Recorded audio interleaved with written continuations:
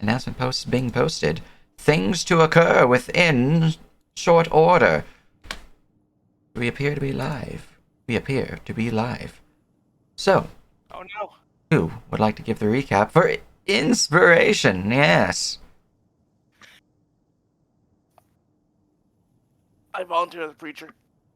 I think you've been volunteered there, Alexa, which means that they are volunteered. I ever volunteered?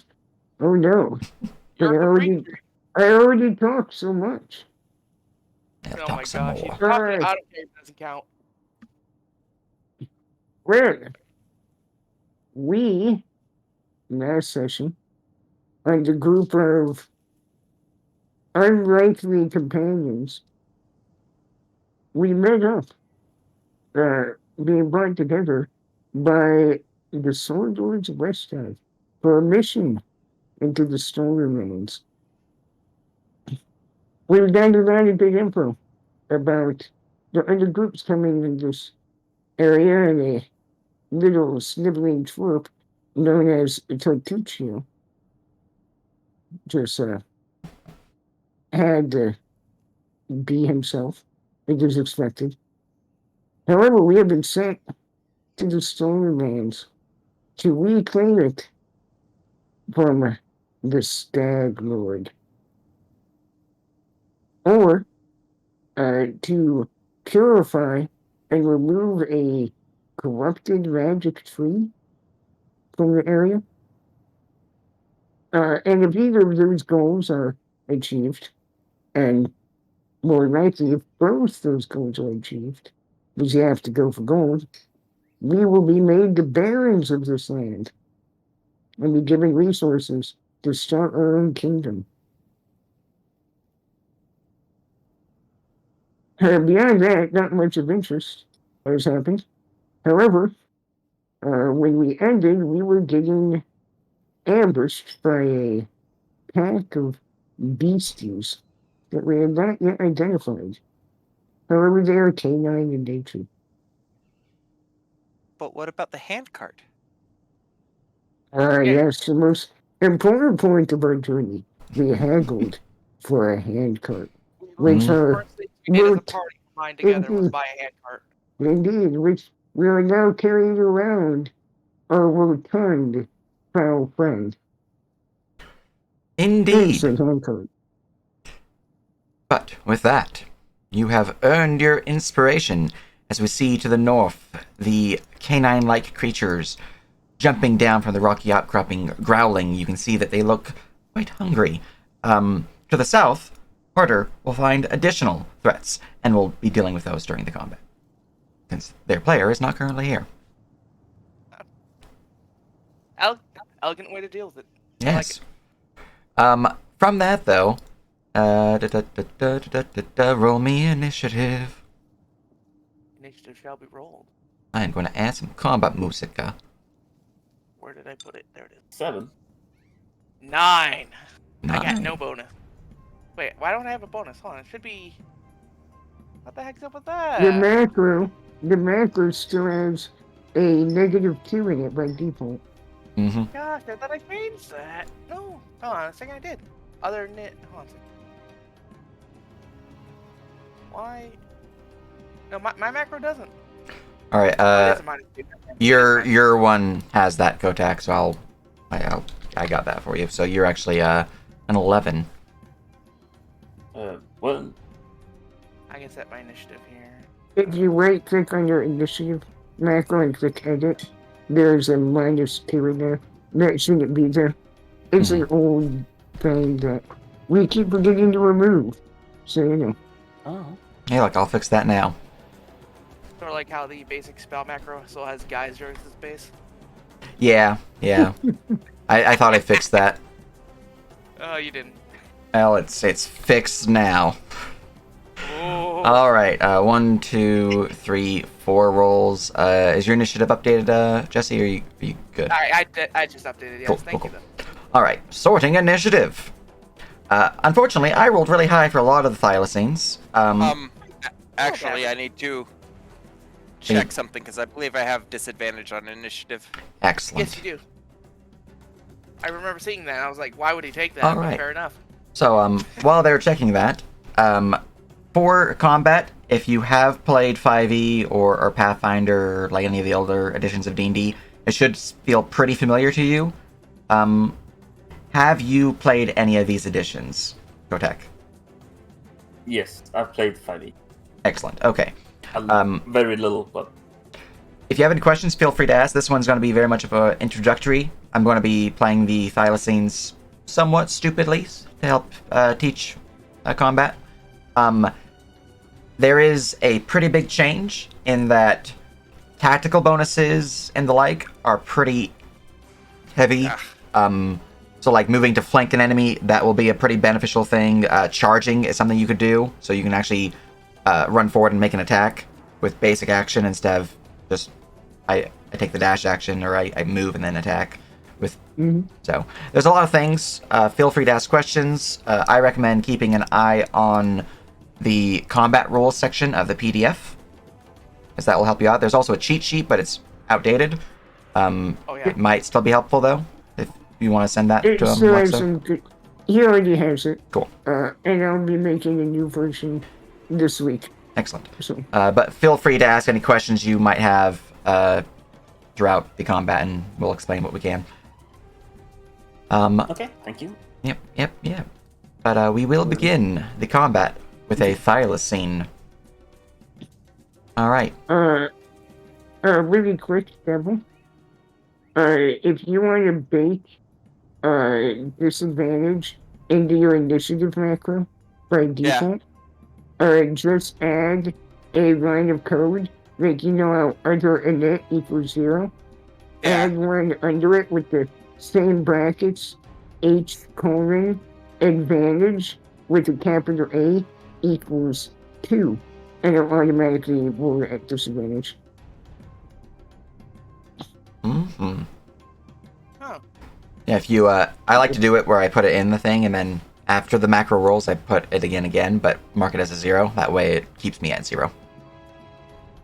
Yeah, but he's always at disadvantage. So. Well, if you have it's advantage on equal 2, then we'll make everything else advantage too. Yeah, it's at Oh, right. Yeah. So. So wait, what am I supposed to put? Advantage equals 2. Advantage 0? equals 2. And then you put that code in there, and then at the very end of your Mac, you put that code in again. After the do not touch under the Yeah, sign. so for example, you'd want to do... Oh, it needs to be capital. You'd want to put that in, and then you'd want to put that in again at the very end of the macro, but with that. Mhm. And it'll do it for you. There's a Oh, okay, yeah. Yeah. That makes sense. Alright. Yeah. So you're now at there's 5.02? advantage. No, 5.02 was, I accidentally hit it a third time. Oh, so you're 14, or what's your initiative? Yeah, 14, okay. my 1402. Cool. My second was 2002, and I'm like, no! It would have been nice. Alright, no problem. But with that, you see the strange tiger-like wolf creature upon the rocky outcropping here begins to growl and chirp a little bit. Giving off little strange yipping sounds as it begins to jump down. You can see its pelt is somewhat matted, as if it's lived a rough life within the wilds. Moving forward, it will use one of its 2 basic actions to move its speed to here.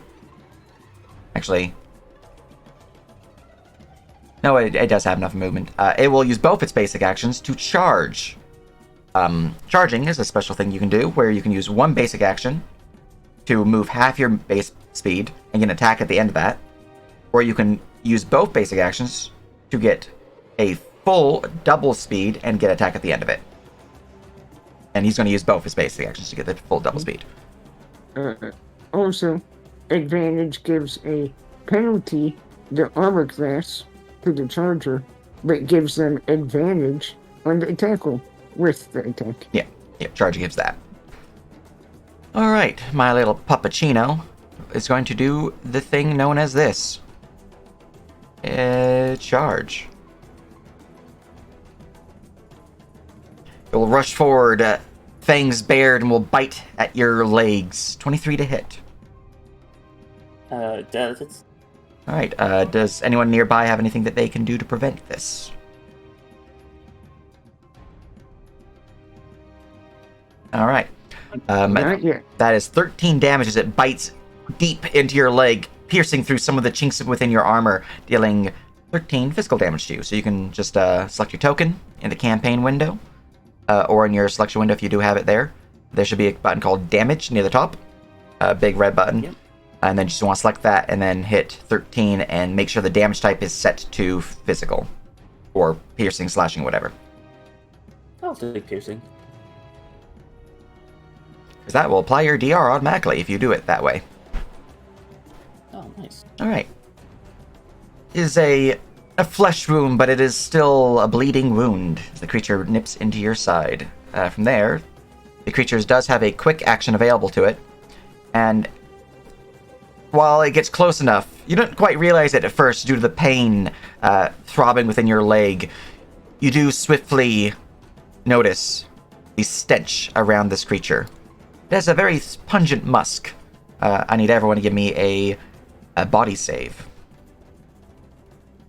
Man. Okay. Which campaign frame or your selection window, say body save. Should be near the top. Nice. Alright. Sorry for the annoying bird here. I believe it is a... Yep, you got it. Cool. Nice. All right. Yeah, no, everyone's besides Jack is Gouda. Jack, that's a pretty stinky dog thing. He has the biggest bonus and he failed. Wow. Just whoa. Jeez. Let's see here. This should be under sickness conditions. Here we go. Boop. Here you are. All right, Nasi. All right. I am going to spend a basic action to reach under my back and equip my shield. And then I am going to 5-foot step forward and draw my sword. At which point I will make a single attack against the hound. So, for your knowledge, 5-foot step is a very specific type of movement action in Unbound. It's like Pathfinder, wherein you can, as a free, doesn't take any actions from you, doesn't take a basic or quick, take a 5-foot step, just 5 foot of movement, that does not provoke. So it would not take an attack of opportunity or a reaction attack against Nasi if they would have left to move through the threaten. Indeed. And unlike 5e, movement does provoke within a creature's threatened area. Normally. Yeah. Unless you use a 5-foot or other ability. Moving into it's fine, but moving through it is not. Indeed. Good to know. I'm going to stab this creature. That is a That crit. is starting off strong. Oh my goodness. That All is right. 36 slashing damage. As with a fencer's flourish, you pierce deep into the creature's torso, instantly dropping the creature as it lets loose a low, mournful yip. Alright. He will flick the blood off his blade. Be careful. Don't let them surround you. Can I just, Okay, no. I'm just gonna do this. Yep. Alright, that's my turn. All right. So for this, you might notice that I'm on something that does not exist currently. This is an optional fight, depending on if you guys want to take on it. Right now, it will not show up until the end of the other thylacines. So if you guys are feeling confident, I can send it in. Otherwise, it's just here. Cool. All right. I one-shot it. Go for it. Jack, it is your turn. All right. Someone took damage, but I don't see damage on the character tokens. Yeah, the HP bar is not a smooth transition. It's increments. And the exact HP is hidden specifically. Indeed, Oh. in Unbound, it's hidden on purpose. That's what wounds are for. Wound points you can see, and that's a physically you can tell they're wounded. To tell their exact HP, you can always make a heal check. Yeah. So yeah, we cannot divulge that information to each other. All right. Well, I am going to try and heal my second condition. If I can. I'm not sure how that works. Do you have any spells or potions or like that can cure sickness? I have a heal skill. Do you have a healer's kit? I do have a healer's kit. Let's see. Skilled Here. healing, he can. Yep. Give me that there heal check. Just make sure the DC does not change with these guys.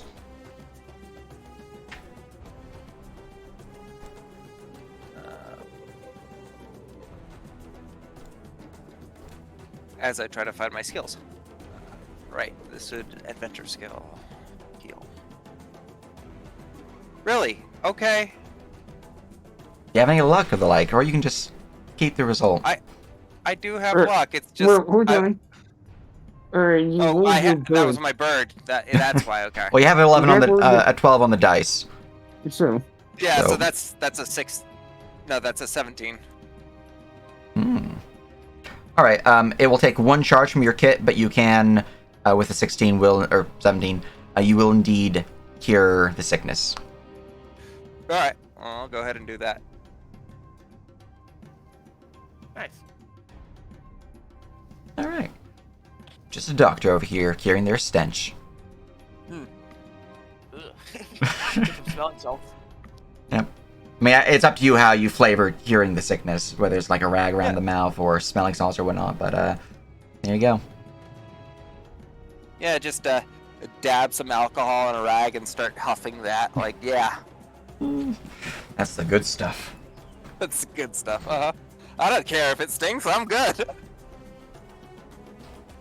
So I have Good. not used skilled healing a lot. Is that a basic action or is it 2 basic actions? What is the requirement well- for that? you would need to spend an action to pull out the kit, and then an action to do it. So, Yeah, because the kit would be in your backpack, assumedly. Yep. All right. Now you have a quick action if you want to use it in any such way.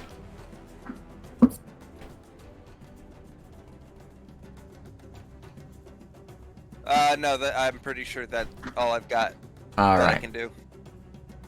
Very good. In that case, we go to more thylacines jumping down from the boulders. They look hungry and most interested in charging. Rolling a d2 to see if I go for our Durgar friend or our Nephilim friend. You are the choice, Nasi. By the way, I have you listed as Nephilim because you are, half and half. I mean, that's a secret. I'm just a human. God. We don't know any character. It's fine. I don't know any character, but Stream knows it. The thylacine knows it. The Thylacine knows it. Yeah, they're going for you. I Yep, mean, yep. specifically, I do have animal animosity, so. It's true. And he's going for the yep. Well, that will miss. As your thickened plated armor deflects its teeth. Alright, you guys have already been stenched, so they're not going to be able to do that again. I mean, they could, but it's going to do nothing. Alright.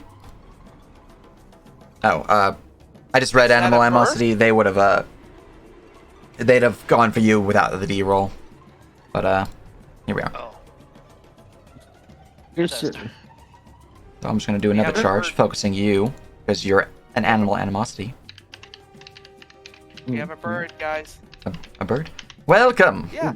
Greetings. Hello. I thought it was for another hour. I was like, huh? No, it's all good. Oh my word. Okay. Yeah, it's all My good. time. Time zones are funny. Anyways, we are in combat. Are you connected to the server?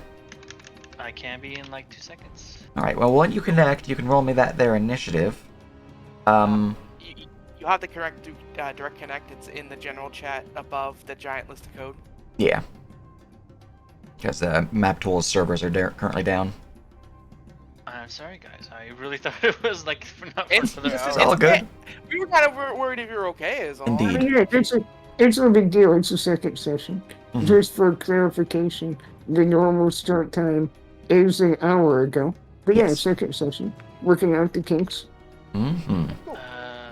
So Shit how do happens. I connect to the direct IP? I go to. So, sir, you want to do file, connect to server, and then on the last tab, it should have like director or something like that. And then you just want to put in the IP I posted, and then the port I posted. And then the password and all that should still be the same. So connect using public key. Indeed. Yeah. And then. Also, I'm going to charge you. I'll see.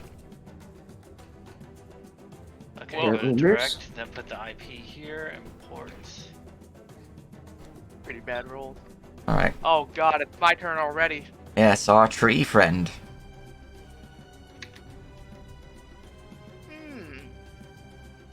Incorrect password. Did the password change? Password is still the same. It Yeah. is, Yeah, it's And listed you above it. need- any of the check marks for like public key or whatever, you don't need to check those. Leave those Okay. unchecked. Okay, that's fine. Yeah, so it looked like Nazi was handling them pretty well here. They don't seem to be that tough of an enemy. From Ilburn's current perspective. Mhm. It says server Oh. not found. Keys. Are you doing direct connect? Yes. Hang Hang on. I got it. Okay, I understand. Cool. Alright. I just disconnected from my DM's view to make sure, but you're good. Excellent. Okay. And just so you know where you're at, there you are.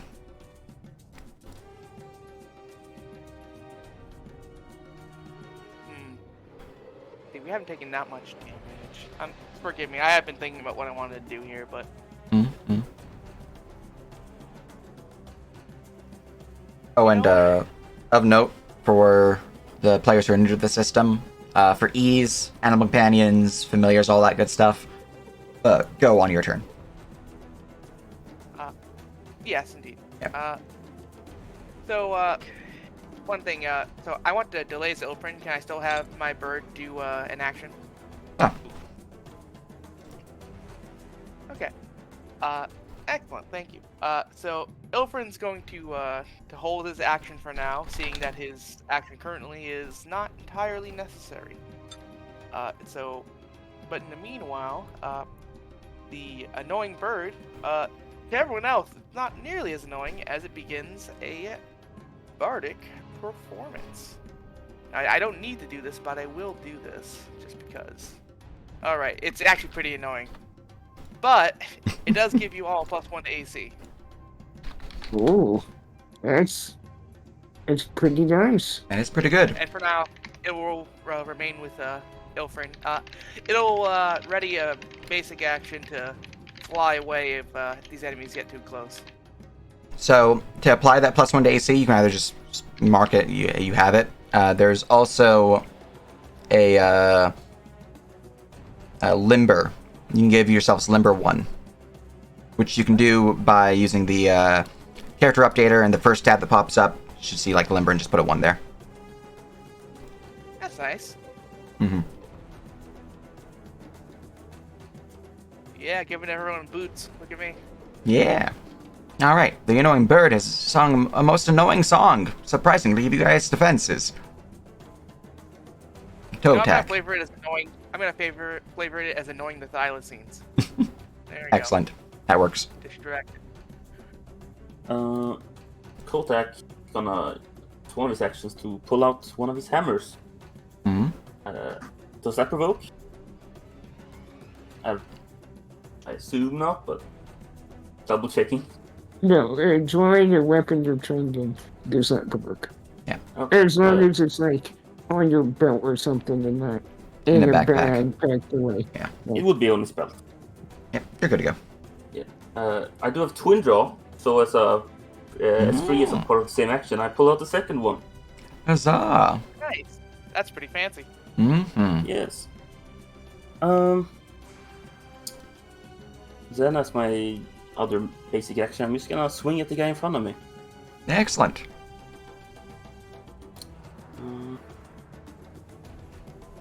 So... No, I think I want to do push the attack. If... No. You can do alert attack, because you haven't attacked otherwise this round. Mm-hmm. Which will let you hit for both your swingy swings. Mm-hmm. So when you do your attack macro, just do your first attack and make sure 2 weapon fighting is checked if you're 2 weapon fighting. Okay. First one. Alright? Alright, the And that hammer would be your... will Sorry, come go ahead. crashing down upon the thylacines' upper shoulders. You hear a sickening pop. It is heavily injured, but still alive. Alright. And you can do the same thing again, Kotek, for your offhand. Just first attack and 2 weapon fighting. Hey, good to know. My damage mob macro does not apply DR, but you ignored its DR, so it's fine. Alright, and with a second swing, another sickening pop as the painful yelp will echo from the thylacines' snout. It is still alive, though heavily haggard. Oh. Alright, anything else?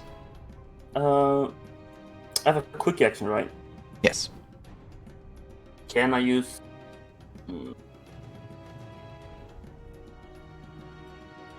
No, I think I'm good there. One thing to point out for everyone, because there's a few new players. Stamina. Every character ever has 2 basic options for stamina. One, you can spend a single point to draw an item as a quick action. Or you can spend 2 points to get an extra movement action as a quick action. Kind of like a dash in 5e. Like the rogue dash, the move as a Cunning action bonus. dash, yeah. Yeah, everyone has that if they spend 2 stamina. And then, of course, most people have other stamina abilities as appropriate. But it should be known, if you ever hit 0 stamina, you become fatigued. Mm-hmm. Which is not fun. It's not. Okay. I'll remember next time to maybe use stamina to draw my weapon as a quick action, so then get both of them, because twin draw. Mm-hmm. Good to know. Good to know, indeed. I will pass my turn. Excellent. From there, we will go to Thylacine 2, then, who will come yipping down from that there boulder. And will charge the Nasi, because you are their target of interest. Indeed. Very natural. Makes Yep, them yep. uncomfortable. Well, that would potentially hit. I am going to attempt to parry. Alright. Does the +1 AC not save that? It just meets it. I think their AC is Dang. 22 base, yeah. I tried. Boop. No. Now let us. And do I have... So, for your guys' knowledge, since you have some new players here, whenever you're attacked, you can attempt to parry the attacks, causing it to miss instead.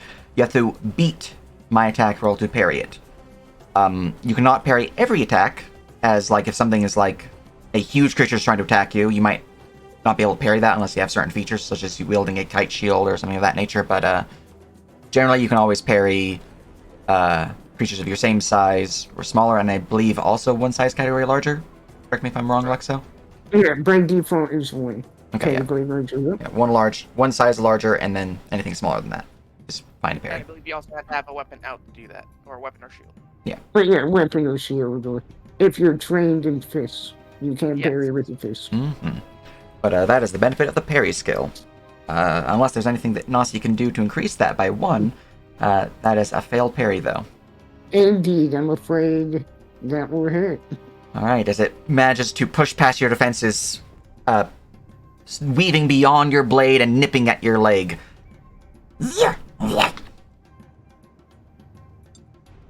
Man, Man, you had a lot of DR. I have 9 DR, yes.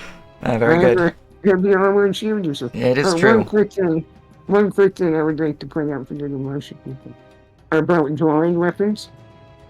There's like 2-weapon finder and gunner knows. Whenever you take any movement, including a 5-foot step, you can draw a sheathed weapon as a free action, which is how Nasi put on his shield as a basic 5-foot stepped and drew a sword and still got an attack on the same turn. That's nice to know. Mm-hmm. Alright. That's all my thylacine buddy can do, and we go to Ardor. Actually, I come out of initiative. And never mind, we go to Ilfrin. Sorry, I was not so quick on the draw with that as I could have been. Hey, You're good. all right. Now that we have these creatures up close and personal, Ilfrin is going to step back, and he will cast a spell. He's going to be casting, not that one. Lesser Vicious Vines is the name of this spell. It's going to be multi-targeted, so it targets one creature within close range plus an additional 2, so one. All 3, yep. Yep. So it's gonna be doing damage. The DC is a body save DC 18. I can actually do that. Hold on a second. Where is it? Where's the macro to set the? AoE spell should be in campaign, in combat. It's purple macro, first one. Purple. There it is. Yep. Thank you. Okay, so let me set that real quick. Save type body DC 18.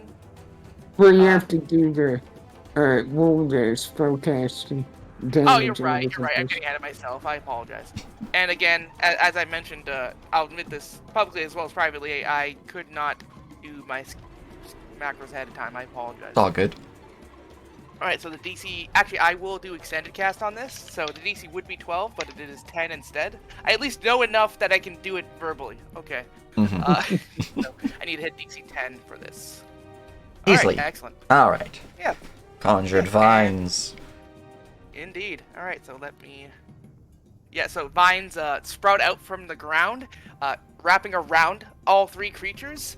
They're sort of interconnected between them through thinner vines, but they simply slide over their forms, ripping at them with thorns, doing slashing damage.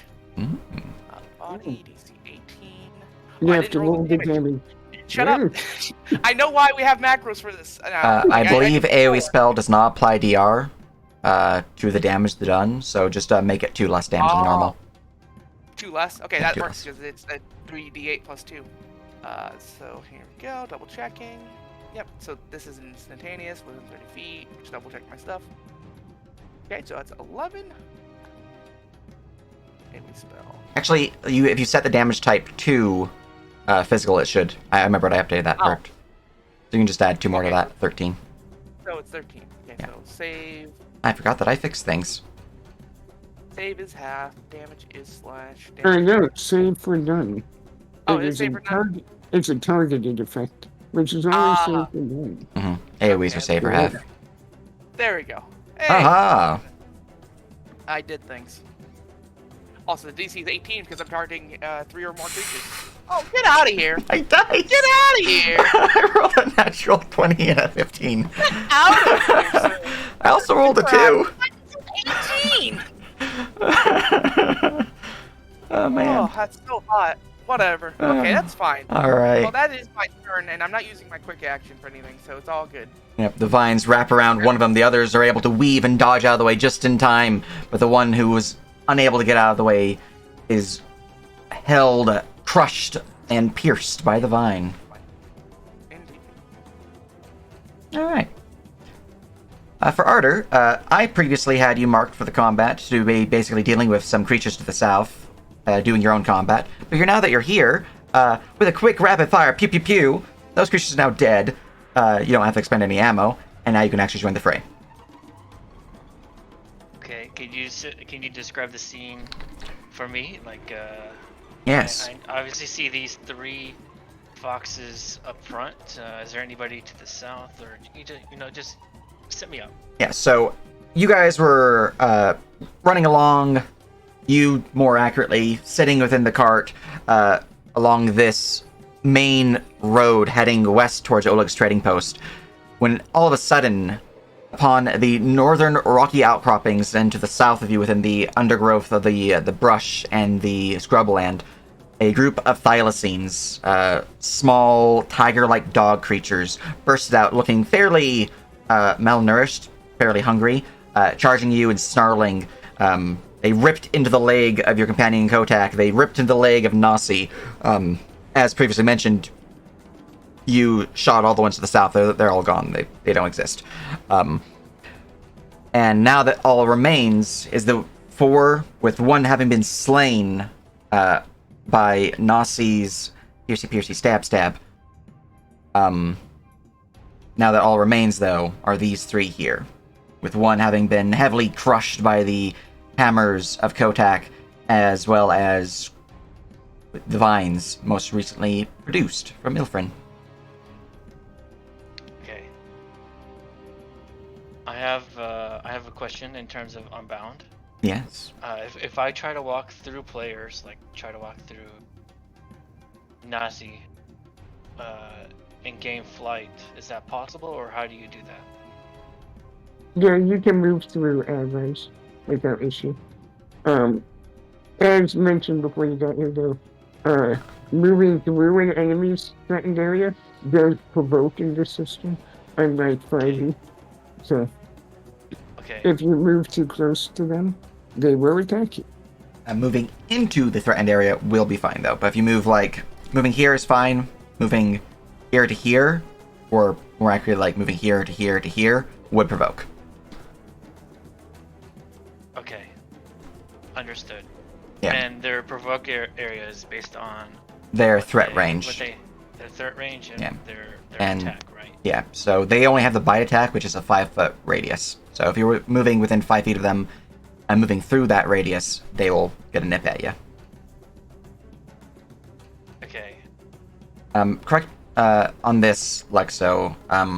Do range attacks provoke within melee, or do they just have Yes, disadvantage? they Okay. do. They do. I wasn't sure if that was something you took from Pathfinder or not. So It is. okay. So if you try to shoot someone and you're right here, they'll get to nip at you. There is a talent, however, they can remove that, I believe. Say I'm 10 feet in the air. If you're 10 feet in the air, they can't get you. Okay. So theoretically, I just want to plan this out in my head. Like I can, technically, I don't know if there's an example, but like I can move. I'm moving the whole cart I'll change it to object view.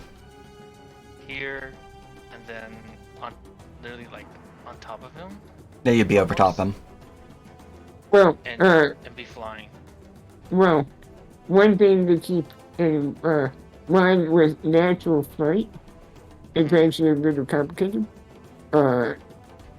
So, you have what, a 30-foot fly speed? Or what's your Yeah. fly speed? So, It's 60. 60. Wow, okay. That's a lot. A fly speed, to go vertical, to go up in the air, costs double movement. So to go 10 feet up would cost 20 feet of movement. But you also can't go straight vertical without Yeah. making a check. Yeah, we went over that a little bit before. That's kind of, I was just saying, like, move here on top, then be sort of like above them. Well, when you would get to the spot above him, you would only be 5 feet above him. Whereas remember, if you Yeah, move at okay. faster than a 45-degree angle, Yep. so to do it Okay, without okay, needing, so it's 5 feet. Okay, gotcha. yeah, to do it That's the one I without, wanted to clarify. yeah, What the 10 feet rule. Okay. yeah. Okay. My apologies. You're So I okay. assume my gun is already equipped, correct? On my person, Dion? Your gun would, for purposes of what's been going on, it would be in hand, yes. Okay. Normally, unless you state otherwise, your gun would be sheathed, so just like on your back, but it's easy enough to pull it out and do pew-pews. But since I flavored your entry into this shooting things to the south, it's totally out and in hand. Okay. So to stow, then get out another weapon. That would be a basic action. Am I correct in that? I believe so, yeah. Okay. Okay, You can also drop it. Since you're standing in a cart, you can just, like, drop it as a free action, no taking of actions, and then pull out your whatever you're wanting to grab. Depending on where it is located, will determine what the action is. So I got 30 feet.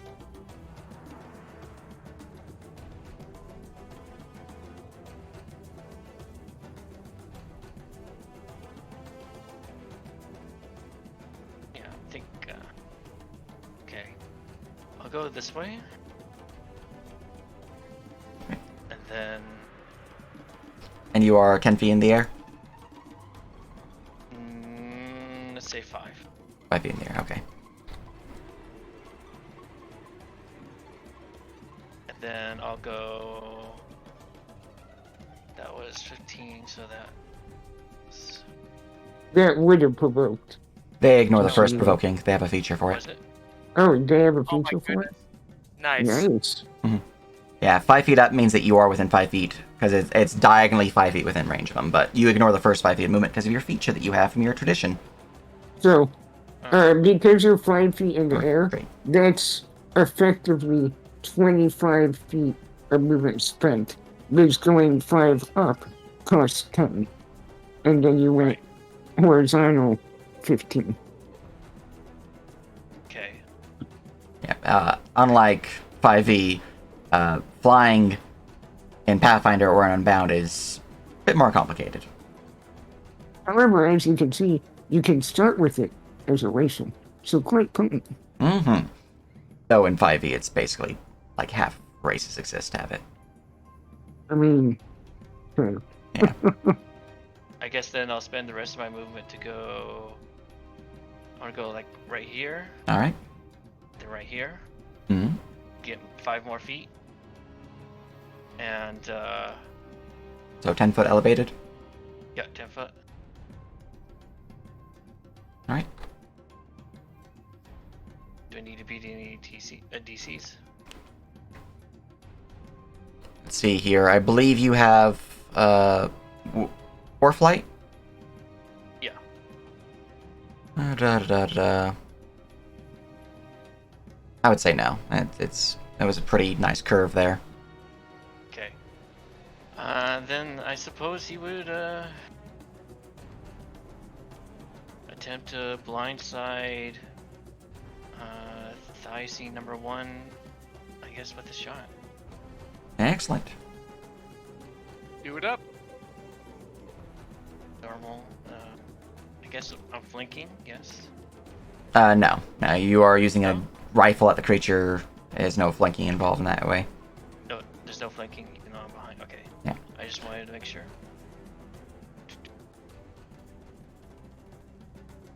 I guess it's just normal. As you raise your rifle, aiming towards the creature, you see it not really focusing upon you as the blast shoots off into its back, dealing 8 piercing damage, as it is not a sneak attack, unfortunately. It's But- not, oh yeah, because I'm not. You're not stealthed or flanking or anything like that. But that will shoot it for 8, as the creature lets loose a mournful yip. Crumpling to the ground. At least it should have. So the creature is, in fact, a mook, which means if it does get to 0 or lower, I'm just going to have it be dead. So, he dead. oh, these are nukes. They are mooks. I'm pretty sure. Are you... No, they're they're lessers. They're lessers. Okay. Yeah, I was just asking. Well, he's I negative think my 1, so feature- he's fine. He's out As of my it. feature, There we go. I'll reload a bullet into the rifle, and Nice. I don't think I can really do anything else. Nah, because you had to use 1 basic to move.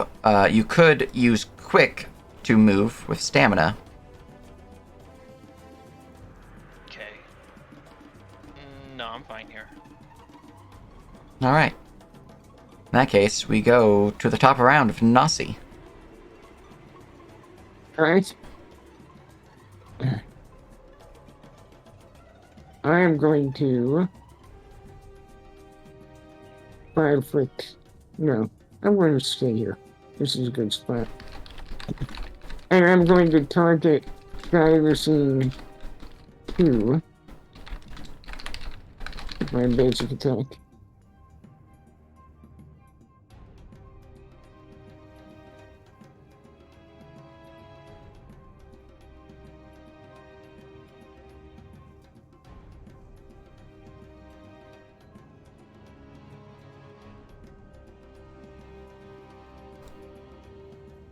If that hits.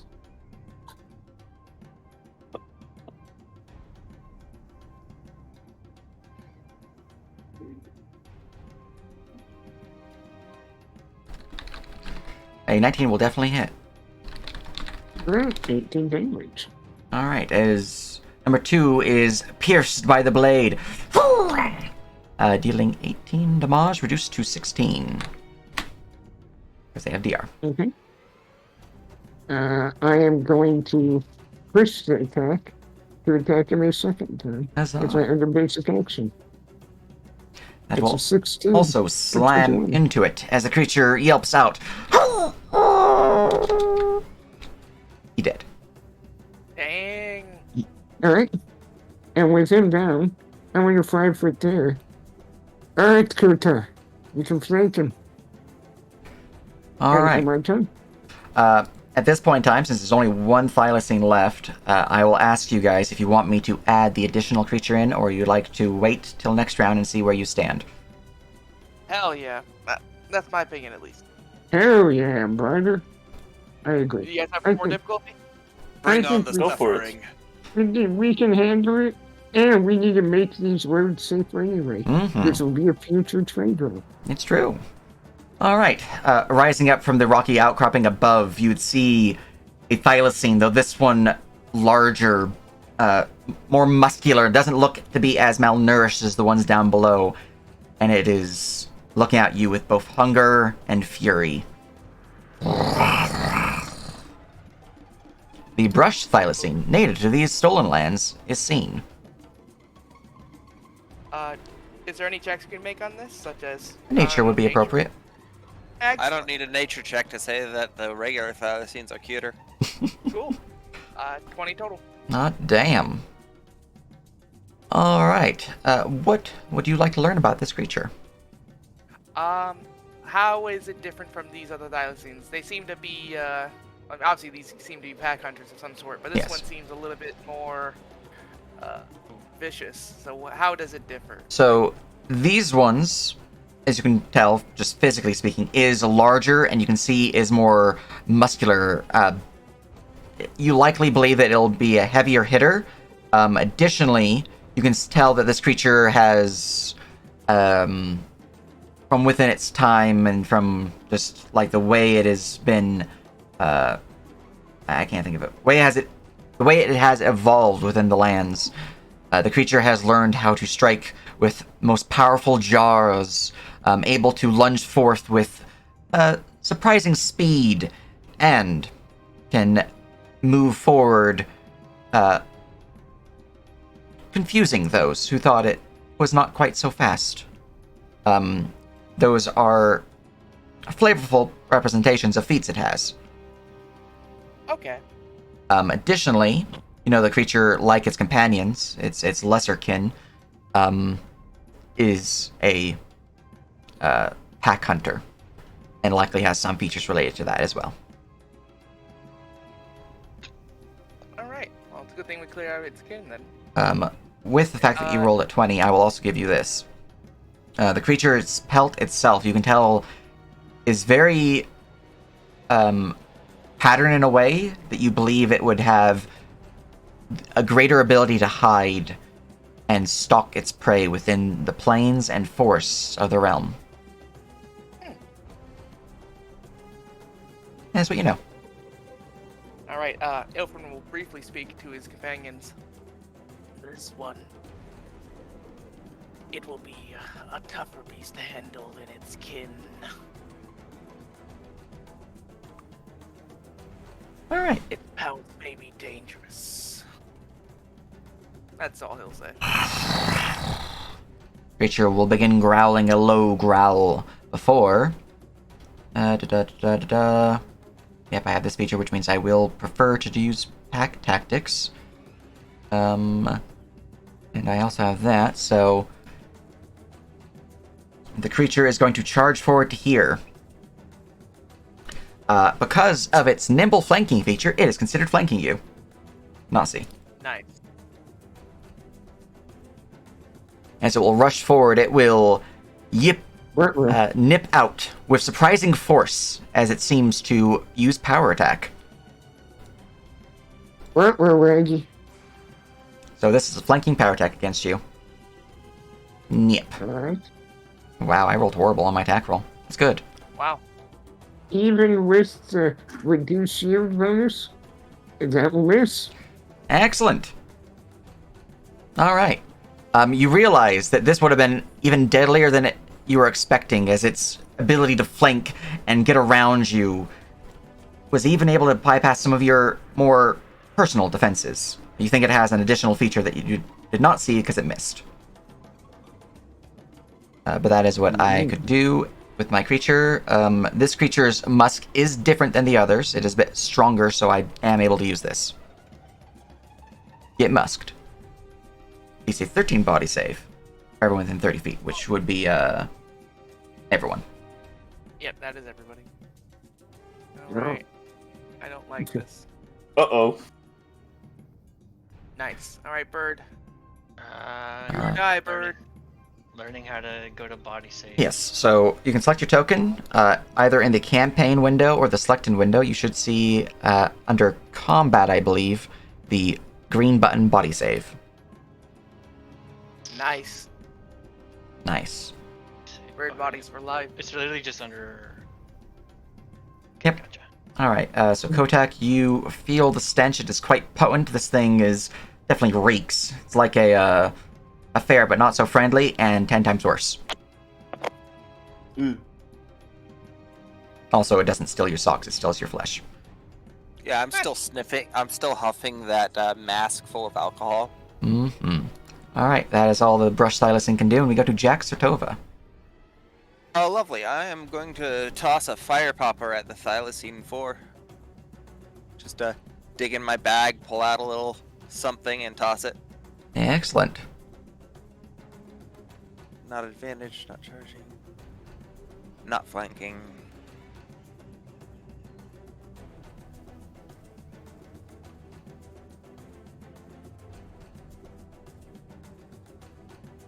Sorry, learning this macro.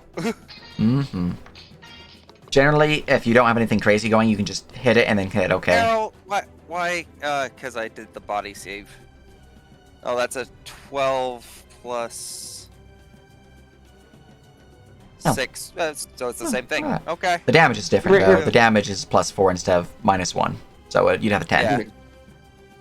All right, 10 fire damage as the fire popper shoots out with a loud crackle, singeing the creature's fur and causing some minor burning wounds. The creature is still alive, but scratched. All right. Anything else? No. Well, I'm gonna go ahead and move up to here, actually, Excellent. and that'll be it. All right, Thylacine 4. Per its pack tactics, it's going to flank. It's 5-foot step. All right, we want to look at him to see if I gave him anything special. Cool, okay. Here's a flanking bite upon you. Nasi. Bite. Flanking, yes. Yep. Wait, why did it move in my square? You're listed as here for me. Oh, I was supposed to be up there to stop it from flanking. Nice. I figured that is what you were going to do, but it looked like you just 5-foot stepped. Were you gonna... Yeah, you just 5 stepped. technically, I did 5-foot step because my 5-foot step is a 10-foot Oh, step. But okay. Very nice. All right, I'll put you there.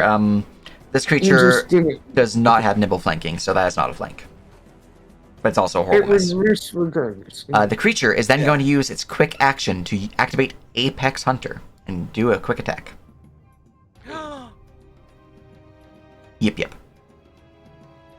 Okay. Yeah, your tank AC is tank. I am tank. Annoying bird. All right.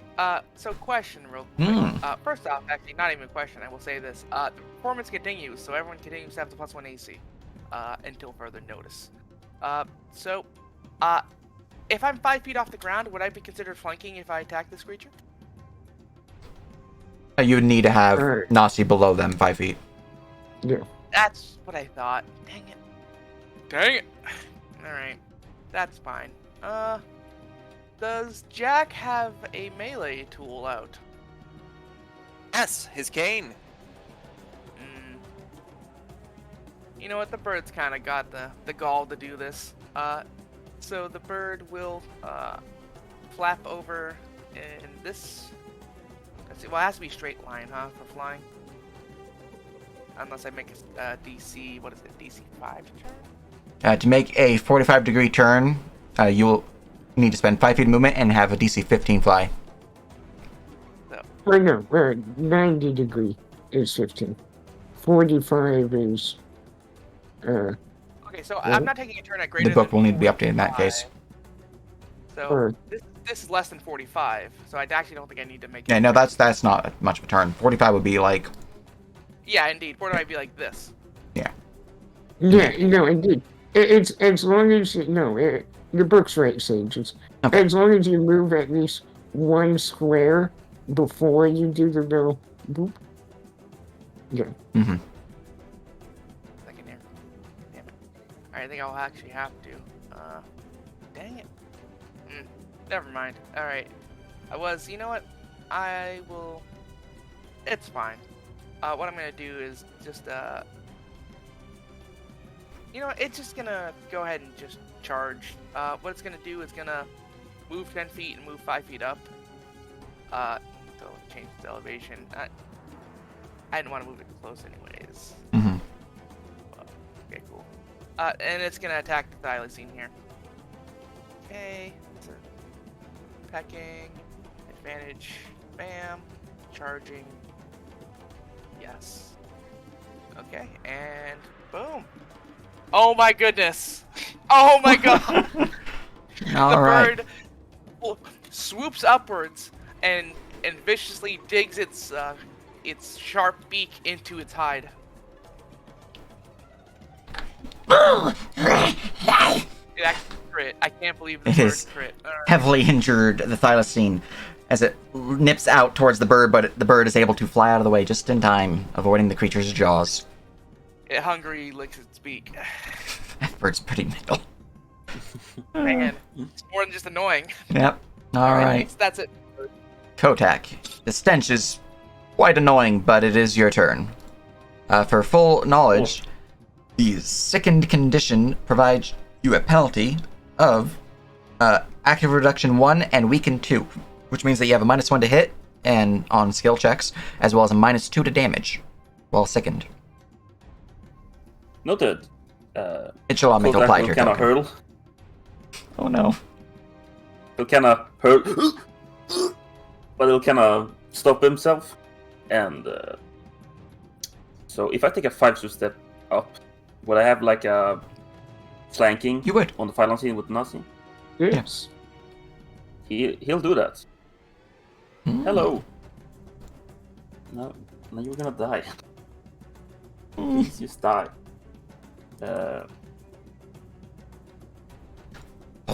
Oh. He'll just push the attack because, well, yeah, he'll just You- push the attack. You can all-out attack. You're only 5 Perfect. foot, which is free.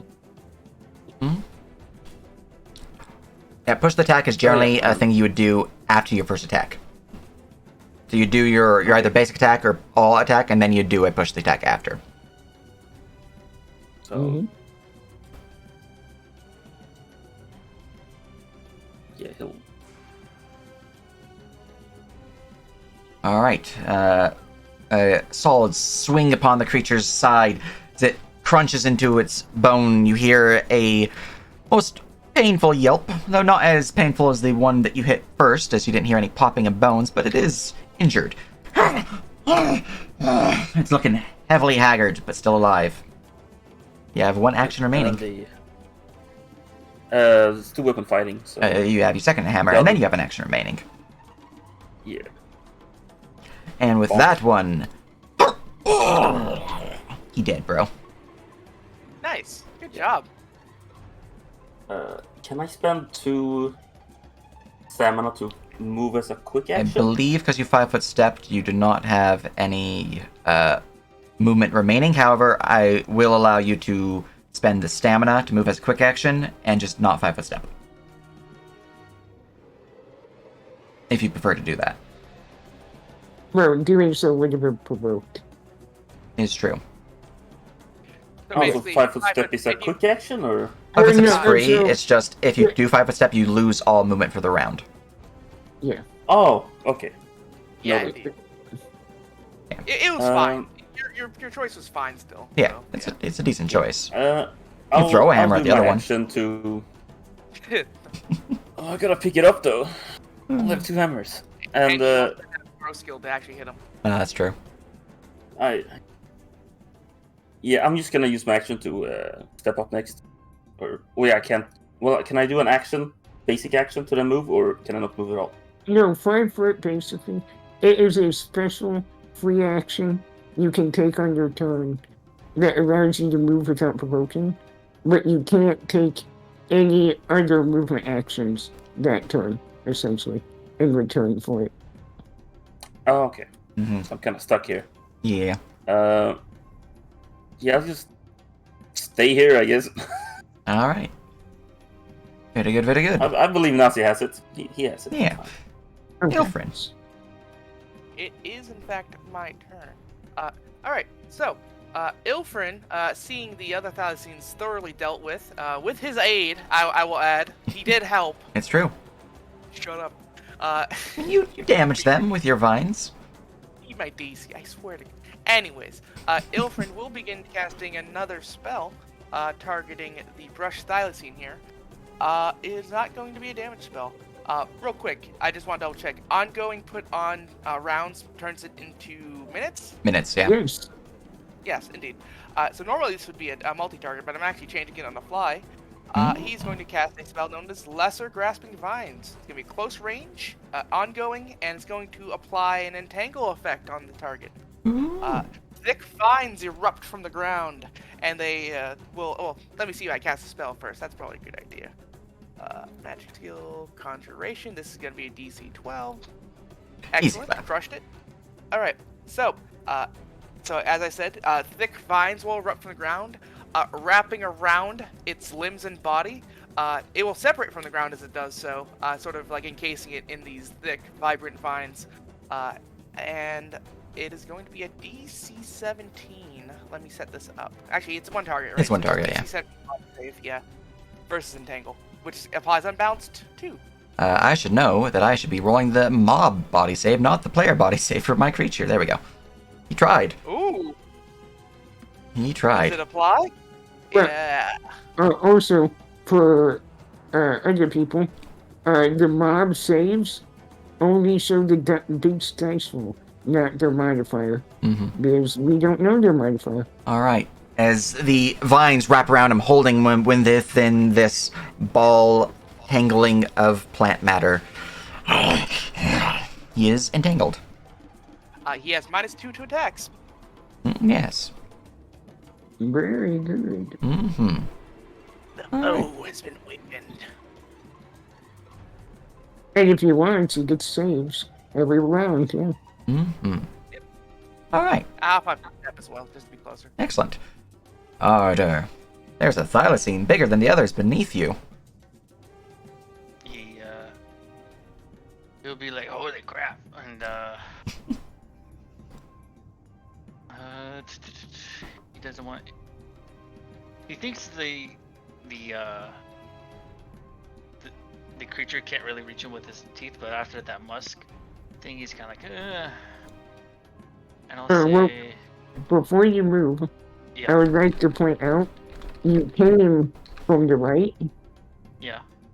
So if you want to go back to the right, that would Mhm. be more than a 90-degree turn Okay. because flying creatures, like doing a hard turnaround like that, quite difficult. I figured I was about to ask. I actually recommend to turn on the facing arrow for your character and always set the facing in the last direction you moved while flying. It helps you remember which way you were It, flying Has- around. How do I turn on the facing arrow? is movement quality no longer a thing? What do you mean? Like having a perfect fly speed? It is Oh, a it thing. is. They just have Yeah. a poor. Yeah, it's a bonus. Okay. I Um, wanted to make sure Facing because This way. Arrow has a perfect. yeah. So. There you go. Yeah, just right click and set facing. Well, Devil, even a perfect fly speed is still restricted to these rules. They just get a bonus to the fly check. There are magic and supernatural flight that are just they ignore the rules. Move in whatever direction you want, full speed. Mhm. No difficult for up and down. I think But it's really those, good. well, no, I mean magic just doesn't care. But Okay. it's very hard to get those. So Mm-hmm. Yes. I'm still gonna say he's gonna move here, then here. Because that's less than a 45 thing. And one to the left would be less than 45. to the Basically, basically you have to move corners. You can move a corner after every square, essentially. That's what they did. Well, they moved left and then straight up. that would move 2 left and up. Oh, to your left? Yeah, I mean, that's fine. Okay. It's a little complicated, but Generally, if you're moving your token around, just do like broad swings like this, and you should be fine. Yeah, that's what I've been doing. That's what. I'm not too worried about it, but you do have, I believe, poor maneuverability, so these will be more relevant for you than, say, the annoying bird. Yeah. Yeah, the DC is not that high. And then I have a question for the DM. Yes.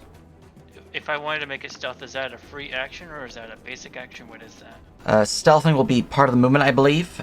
You will need to have some form of cover or the like to actually stealth unless you have features that ignore that. So right now you're in the middle of the open, you can't really stealth. I mean, the creature can see you plain as day. But if you were to, like, say, fly into the tree here, you could then stealth.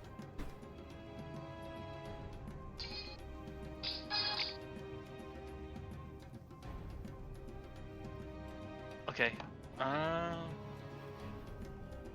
Alright. I guess then there'd be no other option. I mean, unless I want to spend a stamina to do the whole smokescreen thing, but then I think that would affect me as well. So I don't think I'm gonna do that instead. I guess. I guess the only thing I can do just.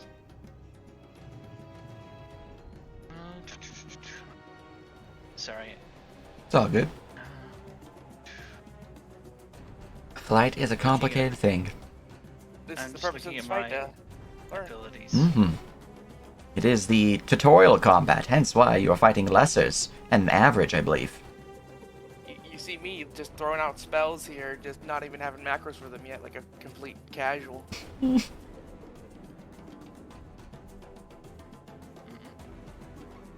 No, actually made the brush thylacine a major, so, you know, here we are.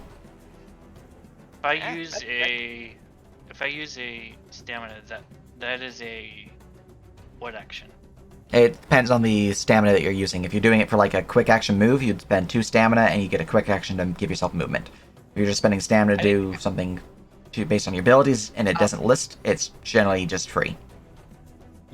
If I may, spending the stamina is a free action, but it depends, like, if you're spending the stamina to do an action, it depends on what the action is. So, yeah, Okay. like martial abilities unless they say a specific action, it's free. You just I do like it. Yeah. spending stamina to add to an attack, for instance. Yeah. Okay. Reaction. Then I suppose.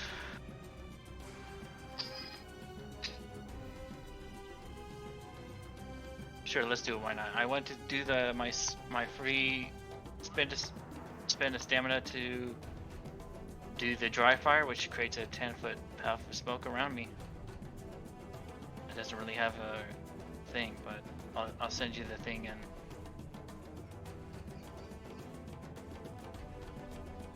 The chat. Uh-oh. Ruh-roh, Reggie. Oh no! There it goes.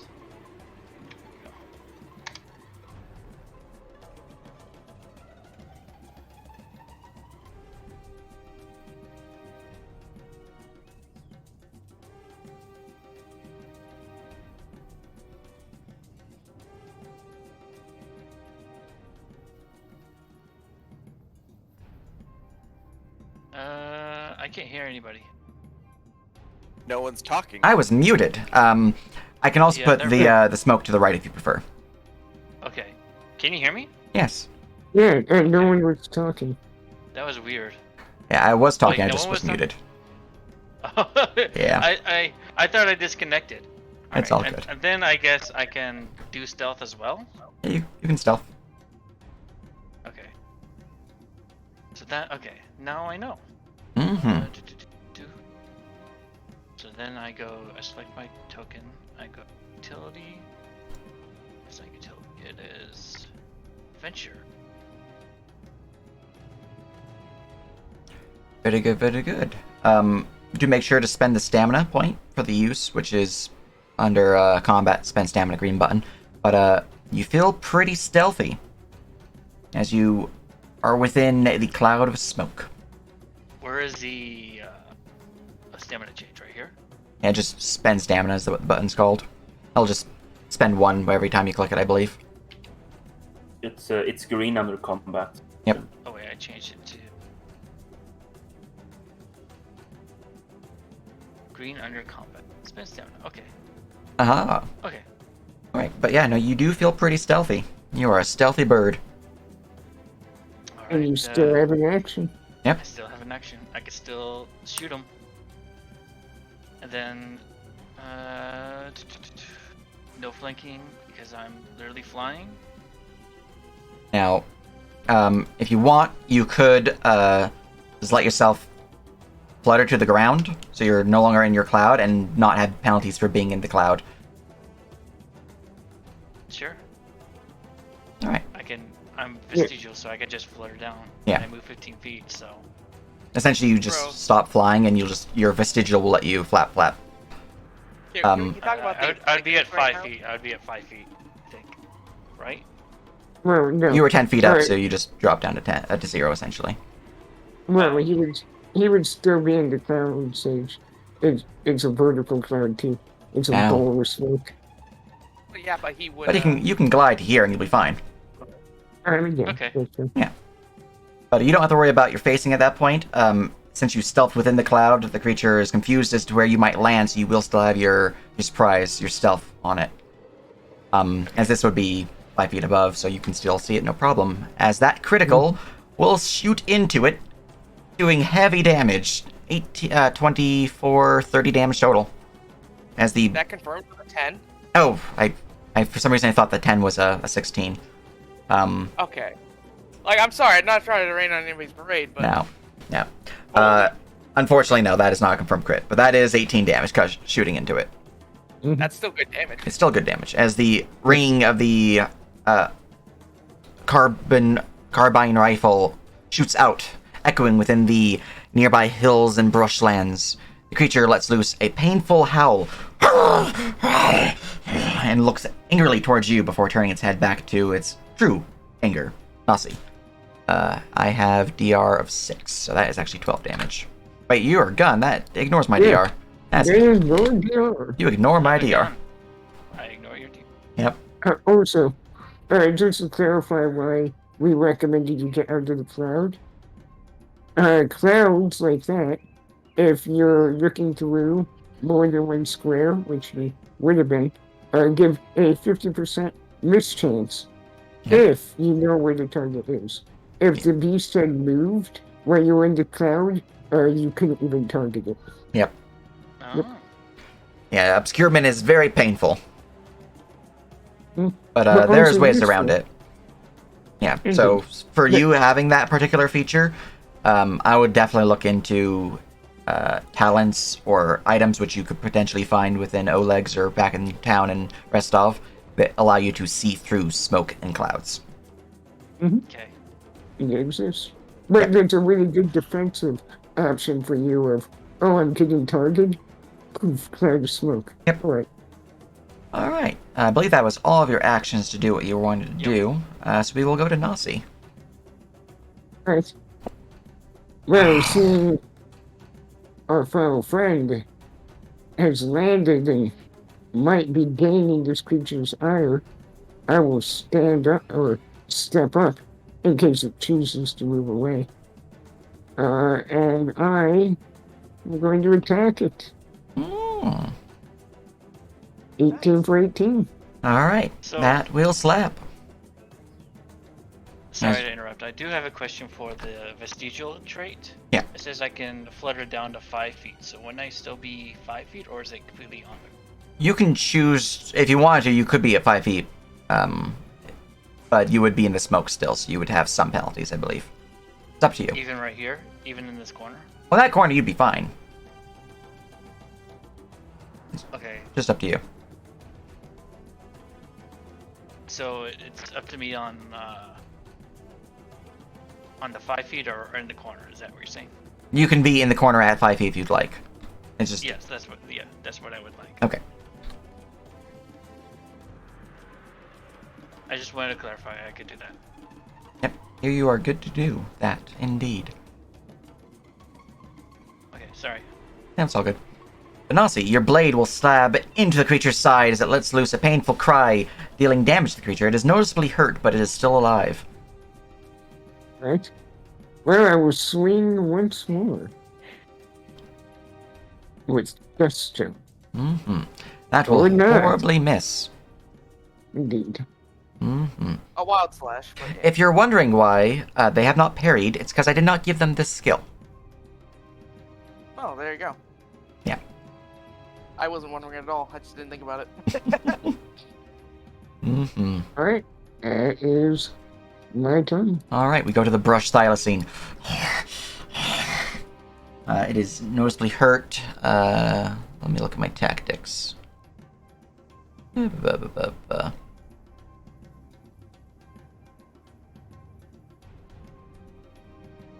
Yeah, no, you're pissing it off with your animal animosity. It's gonna keep going at you. It's hungry. All right, here is a bite.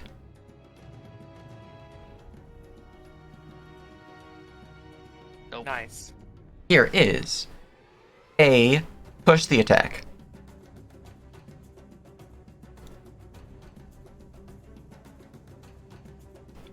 And here is an Apex Hunter. Mm. Oh, No. well.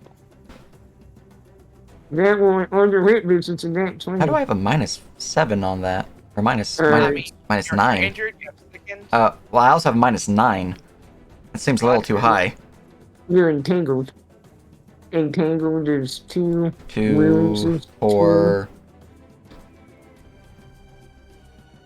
That's It weird. would only be 4 then.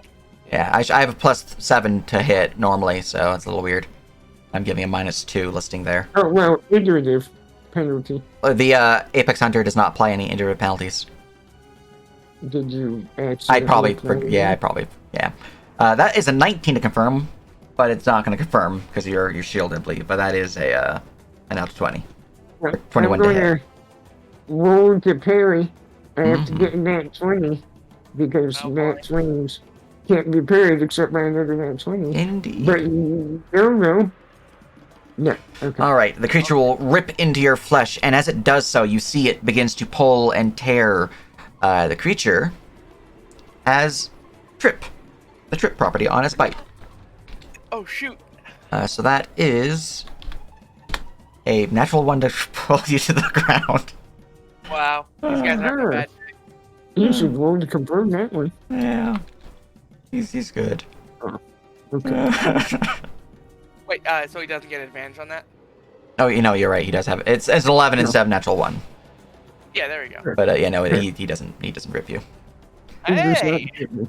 Mm-mm. I know the system. Yes. All right. The creature will end their turn. Jack.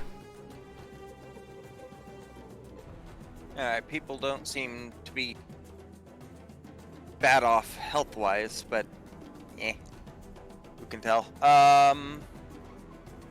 Mm-hmm. Actually, I will just in case. So how much damage did Nasty actually receive from? 3. They have DR9. Oh, they have a high DR. That's Yeah. They're a tank. They have high DR, high AC. Indeed. I built you're not going to take me down easily, character. Yeah. I'll go ahead and fire popper the thylacine. Excellent. Taking out another little firework and tossing it in its general direction. Mm-hmm. Wait, what? Yeah. The fire popper will explode out towards the brushed thylacine. The sparks of the fire singeing its fur as it yelps in pain. The creature is still alive, though.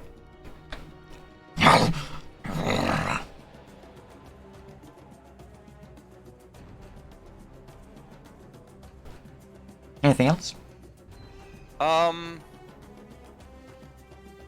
like to push the attack, but I don't have fast bombs yet. Oof. Yeah, I'm just gonna stay here. All right. Oh, knowing bird. It will continue its performance, specifically mocking the creature with a couple of its chirps. There we go. It will then fly over here, maintaining its height of 5 feet. Actually, I can just it's straight. Okay. As it moves into the smoke here to attack the creature, it's going to stealth. Mm. Yeah, you're not ready for this.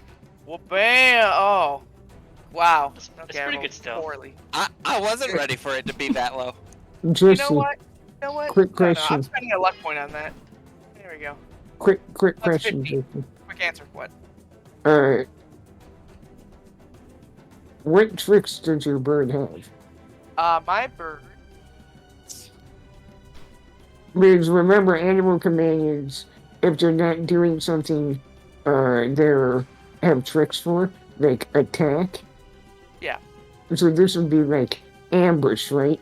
Flying to the smoke, stealth and attack would be like the trick. I don't know what tricks you have. Basically, If if you do not not- have the trick ambush, you'd have to roll Ilfrin's can't handle animal to get them to do it. And you would have So- to spend an action to Mhm. do so.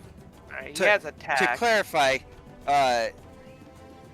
animal tricks aren't stuff you can just make up, right? Yeah, but it's very much a. There's a list of examples, I believe, in Hinduism, but they're very much get it approved by Nerf. Like Okay. hiding and stealthing to then attack. You can call it ambush, right? And then it's up to GM to question. If you want a Okay. good Okay. guideline of tricks, look at Pathfinder's PFSRD for handle animal. I have to ask about the trick I gave my companion of deliver payload. That's fine. Oh gosh. Okay. Whether that is Oh. a droplet of the bird or like a bomb, that's fine. Okay. Okay, so the question here. All right, so I have attack. I don't specifically have ambush, although I'm not sure whether you would take it or not for the bird's nature to want to attack from a stealthy position or not. If I'd have to roll for that. What kind of bird is Yeah, it? yeah. It's a songbird. They're not really ambush hunters, so you'd have to roll for that. He is. Yeah. If you went for an owl, I'd be like, yeah, 100% they can do that, no problem. But they are a Yeah, songbird. right. Yeah. Well, I mean, yeah, then, that's kind of the point, tricks. Which, all right. if you wanted them to do that, you would have to spend an action of your own on your turn to command them Yeah. to do that, depending on your scent level. Mm-hmm. That's the main I mean- benefit of having a sentient companion. Indeed. You know what then? What I'll do instead for last move. Instead of doing that then, because I don't think their attack is gonna really do anything useful here. Despite the crit from earlier. Instead, the bird is just going to go ahead and scout out the area for any more threats. So it will move 5 feet up here, and then another 5 feet up with this movement. One second, actually, hold on a second. Let me do measurements right in my head here. So 5, 10, so it's 20. So every 10 feet is basically 20 feet. 20, 40, 60. So it's going to move 15 feet further up in the air and scout out the area. Nice. Yeah. Now you can give me a perception check with your bird. Indeed. 1 second, I'm changing the elevation. Mm-hmm. Always As forget your where it bird flutters through, it's at the very top of the campaign. Blue button. is. Yeah, I got you. Yeah. As your bird flutters through the smoke, it begins to peer out, looking for any threats that might happen to be in the area. Okay. Bam. And... Boom. Wow. Area is Okay. pretty clear. Looks like it's just this Yeah. Silasine and you guys. No problem. Mm-hmm. Anyways, okay. So sorry for taking so long on the all fucking good. companions. Go ahead, guys. Kotak. Dexter. You're still a little sickened for this round, and then you'll be no longer sickened. But there is the Thylacine before you. Yes. I think I'm gonna spend 2 stamina so I can move as a quick action. Nice. To move here. Mm-hmm. Just gonna do that.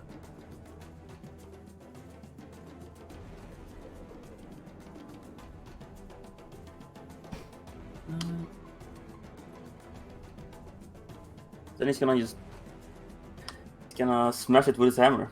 Excellent. As you rush forward to the side of the creature, slamming into it with your hammer, the creature...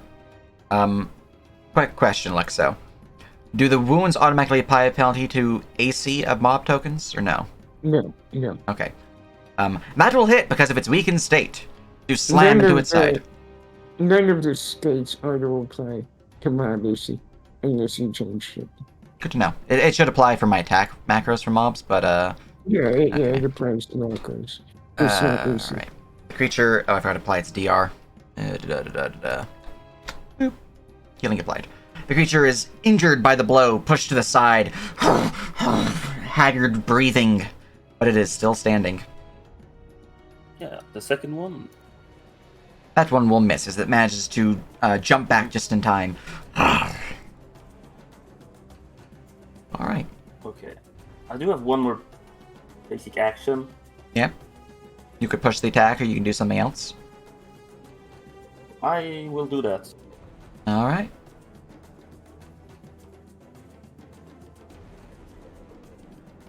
And this is the second attack. Yes. Yep. As you swing your hammer a third time. As the creature entangled, that's only a penalty to damage, right? Mm, Just make I'm scrolling down to make sure. Let's see here. Entangled gives a unbalanced 2. Okay, so unbalanced 2, meaning that I am looking at penalty to attack rolls. Yeah, okay, no. If Untangle applied to AC, then it would potentially have been a hit, because I would have had essentially a -4 to AC, but no. Unfortunately, that will also miss as the creature manages to, instead of dodging or parrying the blow, the creature seems to lunge out towards you, towards the outstretched hand, as you're swinging back to get the momentum required. Because of this, your attack seems to falter just a little bit. Though you do hit it, the impact is not quite enough to actually do any damage.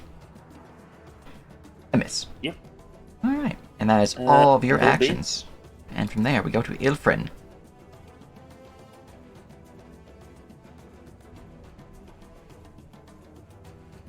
I'll have to update their AC to automatically update with the wounds and whatnot. That's for me later. Alright, Jesse, you are muted. Shut up. Alright, that's fine. So Ilprin will once more begin to cast a spell. He sees that his affliction to it has done work, so he doesn't need to apply anymore. Instead, he's going to try to assist in defeating it. So, he will extend and cast this, spending a basic action before the basic action to cast a spell. So this is a DC 10. Mm-hmm. Oh, damn. So he is going to be casting a lesser seed pod. His magics well up upon his form, forming into a pod, which then explodes explosively. Wow, the words I just said. Anyways, attacking the brush thylacine. So E20 plus 6. So this is a touch attack. Oh my god, that's Roll a 20. confirm. As confirmed, Oh my touch attack. god! Alright, so this is slashing 3. Hold on. What? I need to remind, spells can't crit off the attack roll.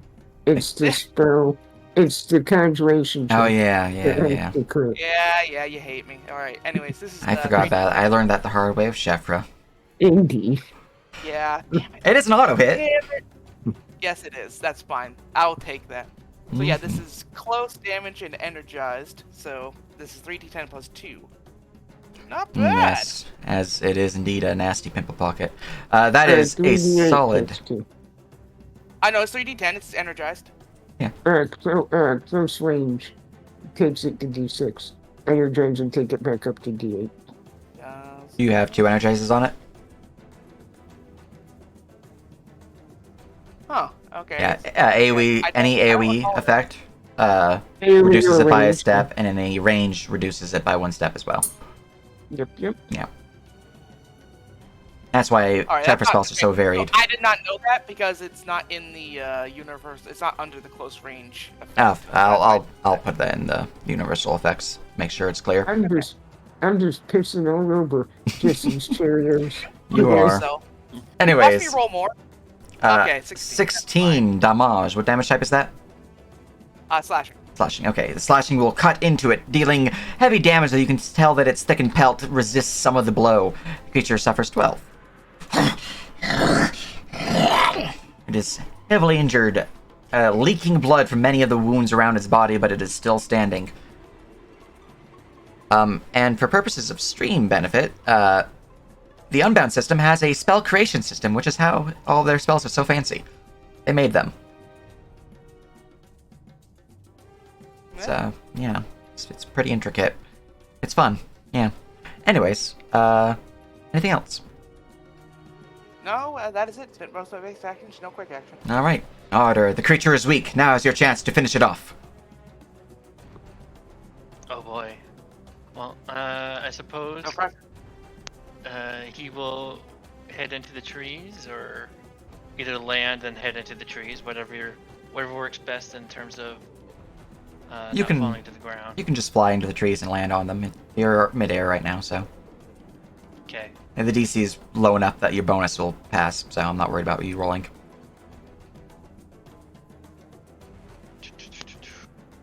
This. And then I'm gonna attempt to roll stealth again, I suppose. Mm-hmm. Yep, you do have the coverage from the tree now.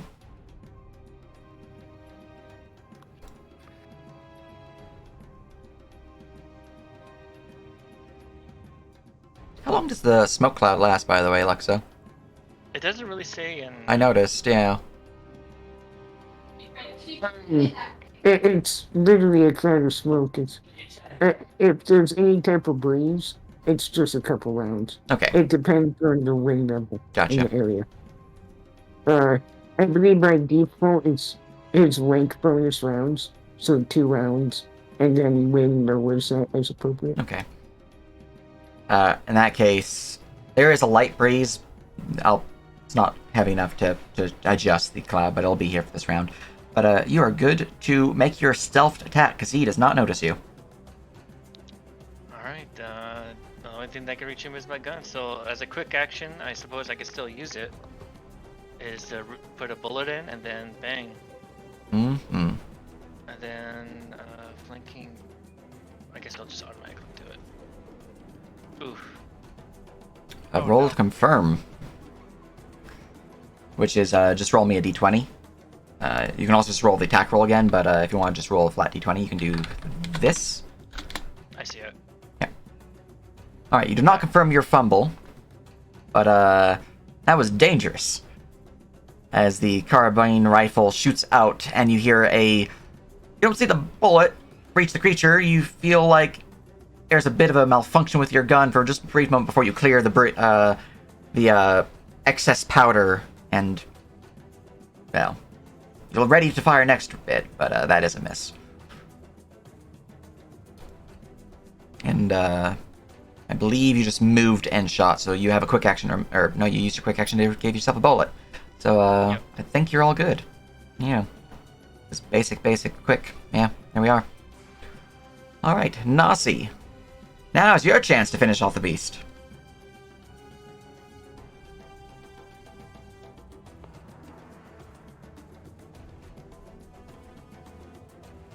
You're also muted.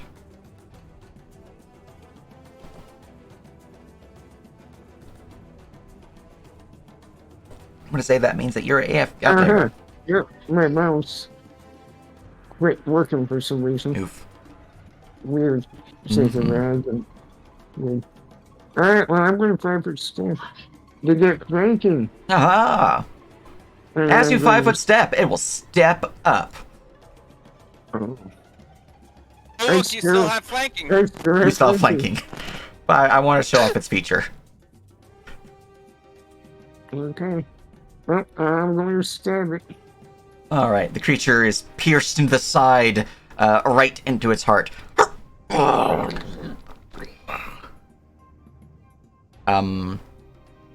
Yeah, no, it's low enough HP, it's dead.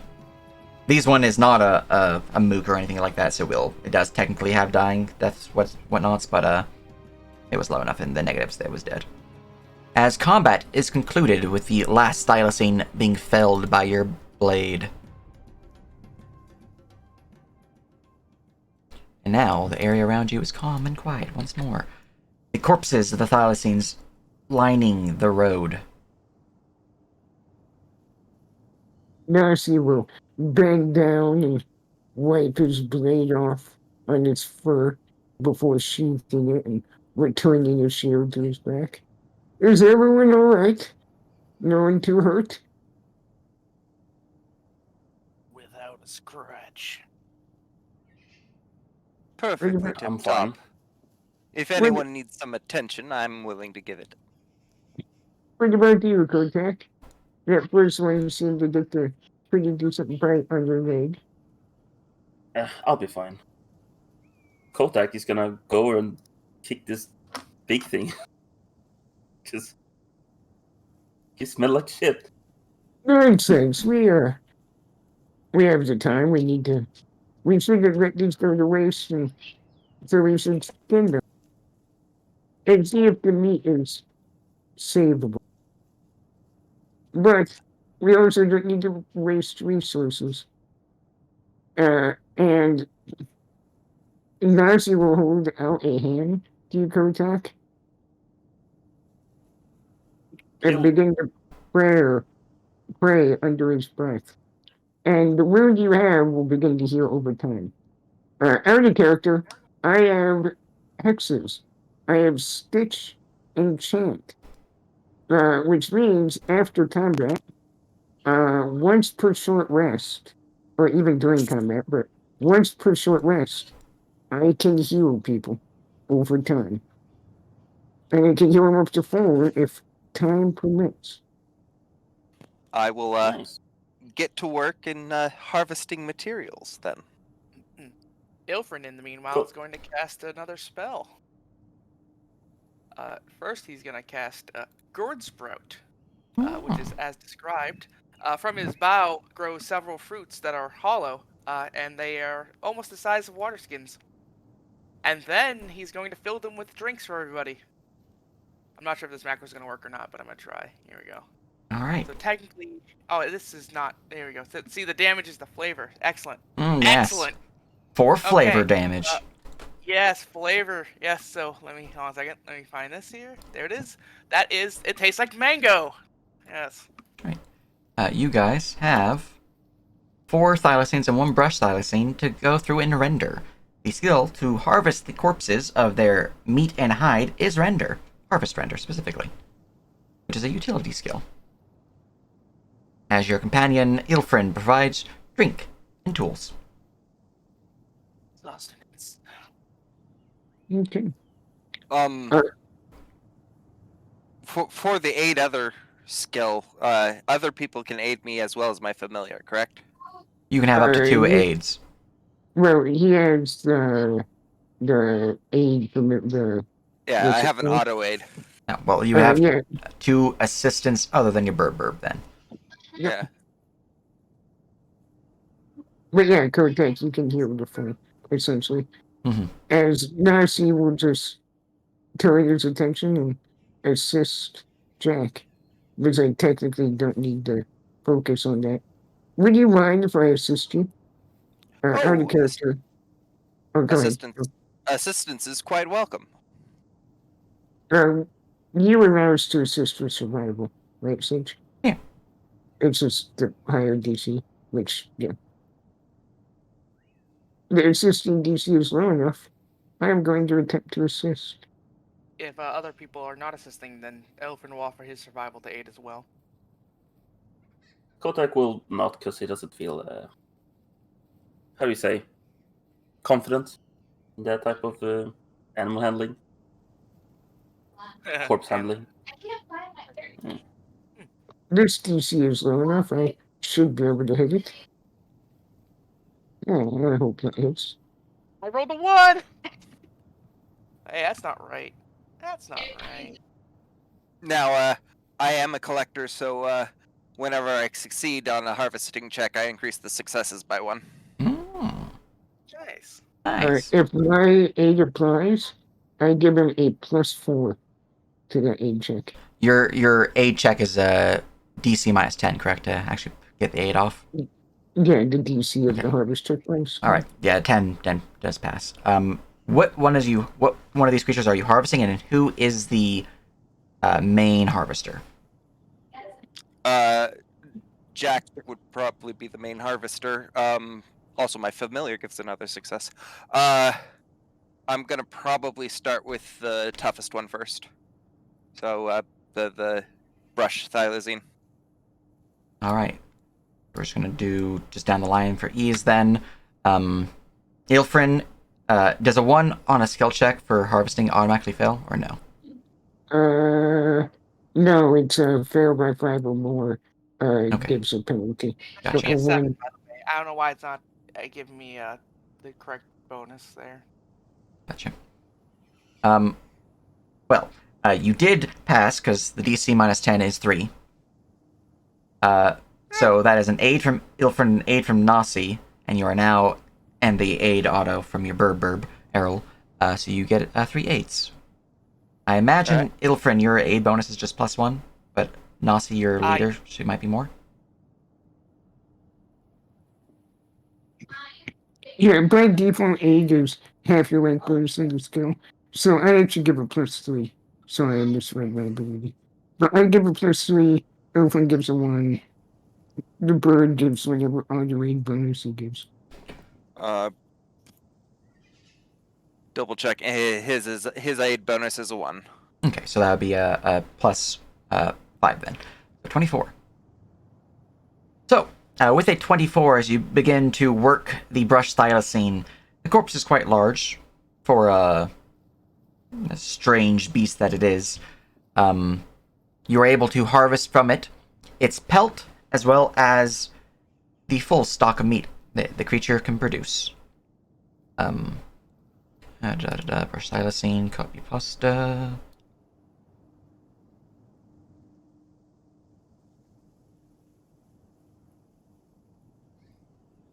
I'm guessing the 2 auto successes don't go over the maximum.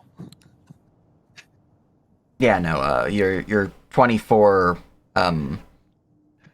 you're looking at I'm just editing this so it's clearer for me.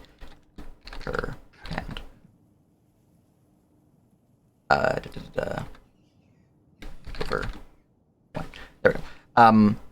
So yeah, no, you just needed a 19 to hit everything you needed from this creature, and you did that. So copy, and then item lab. You guys have harvested the brush thylacine. Brush thylacine. That is a word.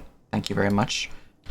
And acquired 5 pounds of furred pelt, as well as 10 pounds of thylacine meat. Okay. And you guys can go down the list.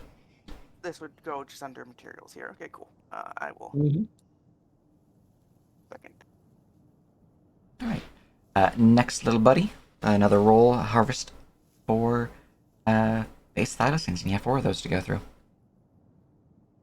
Just begin to butcher the corpses, acquiring their meat and hide.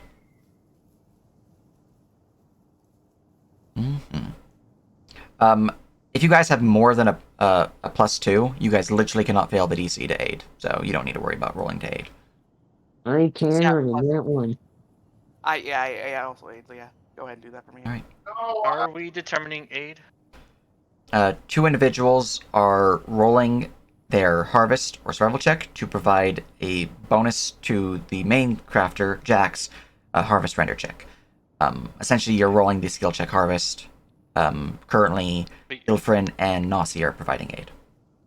you have to be an apprentice in it to assist, Pretty much, yeah. correct? Okay. Just wanted to make sure. All right. Well, in fairness, they're using survival while I am using render. It is true. Let's see here. You have a aid from Ilfrin. You have an aid from Nossi, which means +4. Then you have your aid for your birds, or +5, which means that is a 20, which means you get the full set from the Bibithalacine. Thylacine. Keep going. I'm just gonna get this typed up for if you succeed on all of them. Well, that's gonna not get anywhere near the full amount. If I get full 8 again, it will be a 14. 14. Okay. So that one would be that, and then you Okay, beat it I'm just- by I'm- 3 steps. I'm going to roll it 3 more times to see if I aid. Yeah. 1, 2, 3. Okay, I aid. Also, you can roll survival untrained. The thing is, Nerp, you're doing like the DC 13 for the third pelt on the side of the thing. That's the render DC, right? Mhm. Alright, so a survival check would be 5 higher. It'd be an 18 for Because, it. yeah, Gotcha. which would still be a DC 8, which Send I hate, Yeah. but yeah. Gotcha. Forgot about the Okay. increased DC for survival. I'm here. Hello.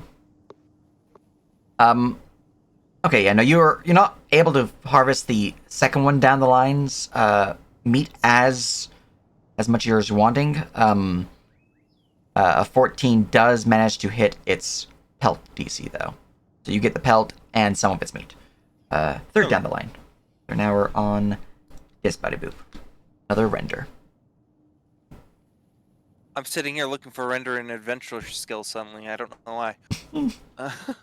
Yeah, skills that you might commonly be used, it might be a good idea to make a quick one-tap macro to make them. But, yeah. Alright, +5 is 16, essentially, because Nasi did make their DC. Alright, which means you get another stock of its pelt, and then you get a base 6 pounds. Yeah. Alright, so there we go. Alright, and the last one, that is enough to get all of them. So, oh wait, base 6 pounds, their maximum is 5, so you get yeah, there we go. That is updated, and that is updated. You get 4 stalks of furred thylacine pelts, which is 2 pounds each, as well as a total of 18 pounds of thylacine meat from the remaining 4 thylacines. Man, look at this super useful hand coat we have to carry now. It's true. Yeah. And then suddenly, Arda realizes they have to walk. I mean, look, he has a nice pelt to sit on now. Sounds like he just got an upgrade. Mm-hmm. All right, so in total we got 28 pounds of thylacine meat. Yes. We got 1 brush thylacine pellet and 4 4 stalks of right. Yes. Yeah. Okay, cool. I got that noted So we correctly. got we got a 13 pounds of furred pelt, essentially. Pretty much. Which is useful. It's pretty good. I as do you- have the brush one separate just because it's the brush one. You know. Yeah, it's a Alright. different color, so it might be worth more to collectors or whatnot.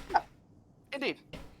Okay. Alright, it's good As we stuff. finish up rendering these beasts and discarding the corpses as appropriate, I'll return to Ilfrin. Ilfrin, you seem to recognize these creatures a bit. Do you think their den might be just over that ridge? They were quite bold to attack the road. I wonder if they've done it before and we might find some remains back in their den if it's nearby. There is potential for this. However, such creatures may have long ranges in which they hunt. Looks at DM for further extrapolation. You can give me Would I know another anything else? knowledge check. Knowledge nature. Okay. Cool. Oh, my mage got Nature. breakfast burrito in my mouth. Yuck. Not to you. To the roll. That's pretty sad. Yeah. What is in the burrito, man? It's a bacon, egg, potato. At the least, he's gonna have the bird fly up ahead above the ridge just to look around, see if it sees anything like You have a perception. a small cave or. Okay, yeah. Also, yeah, this should actually be accurate now. Herder should be a little bit higher. Holy shit, the roll helps. Oh, damn. Yep. Yeah. Alright. As the annoying bird flutters over the nearby rocky outcroppings, looking around the area, you are able to see, fairly off in the distance, there does appear to be a larger mound of rocky outcroppings, boulders, even a mound of earth that seems like there could potentially be a cave there. It would be out of your way to travel. You'd have to go off-road for a couple hours of walking, but it could be done. Okay. Having spotted an interesting landmark, the bird will simply do a series of 4 whistles, as thus. You guys can't hear that. Fuck, never mind. It just a couple of bursts of whistles, basically, Mm-hmm. signaling that it's seen something. It'll then fly back down. There may be something over that ridge after all. Do we think it is worth the time? How far are we away from the outpost at this point? You guys are halfway to it when this would have occurred. I'm just marking on the map the cave that you found. Or at least the potential cave that you found. Well, we've already made up the time already. And if these creatures are as bold as to attack travelers on the road, it may be better to clear it out now before a supply caravan or something less prepared for a fight gets attacked. Unless anyone disagrees. We would have to clear it out eventually anyway. Mm-hmm. I believe at the pace that we are making, it would not be such a detriment to investigate, I suppose. Consider me curious, though I should point out we wouldn't be able to take the cart that far. That is fair. Though, we can probably still find the outcropping. We don't have anything that's valuable in it yet. If some beastie comes and steals some of the meat, nothing too much value will be lost.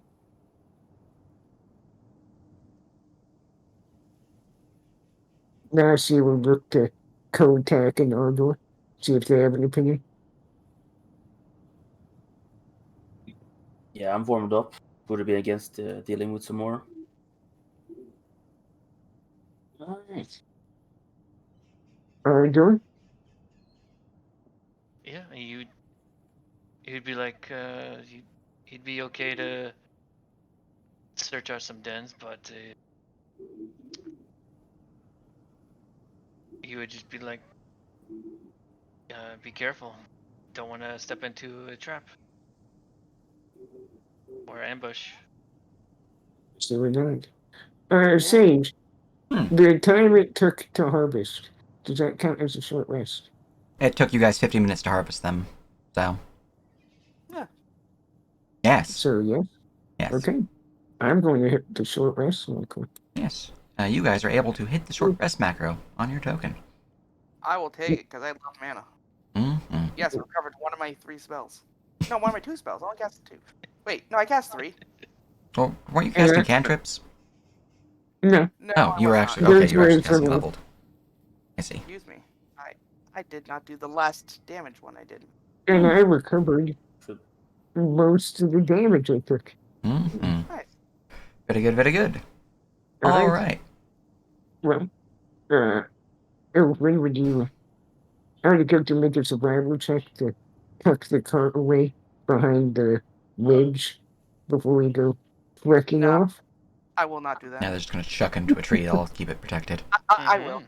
I will do that. All right, here's my survival. Phew.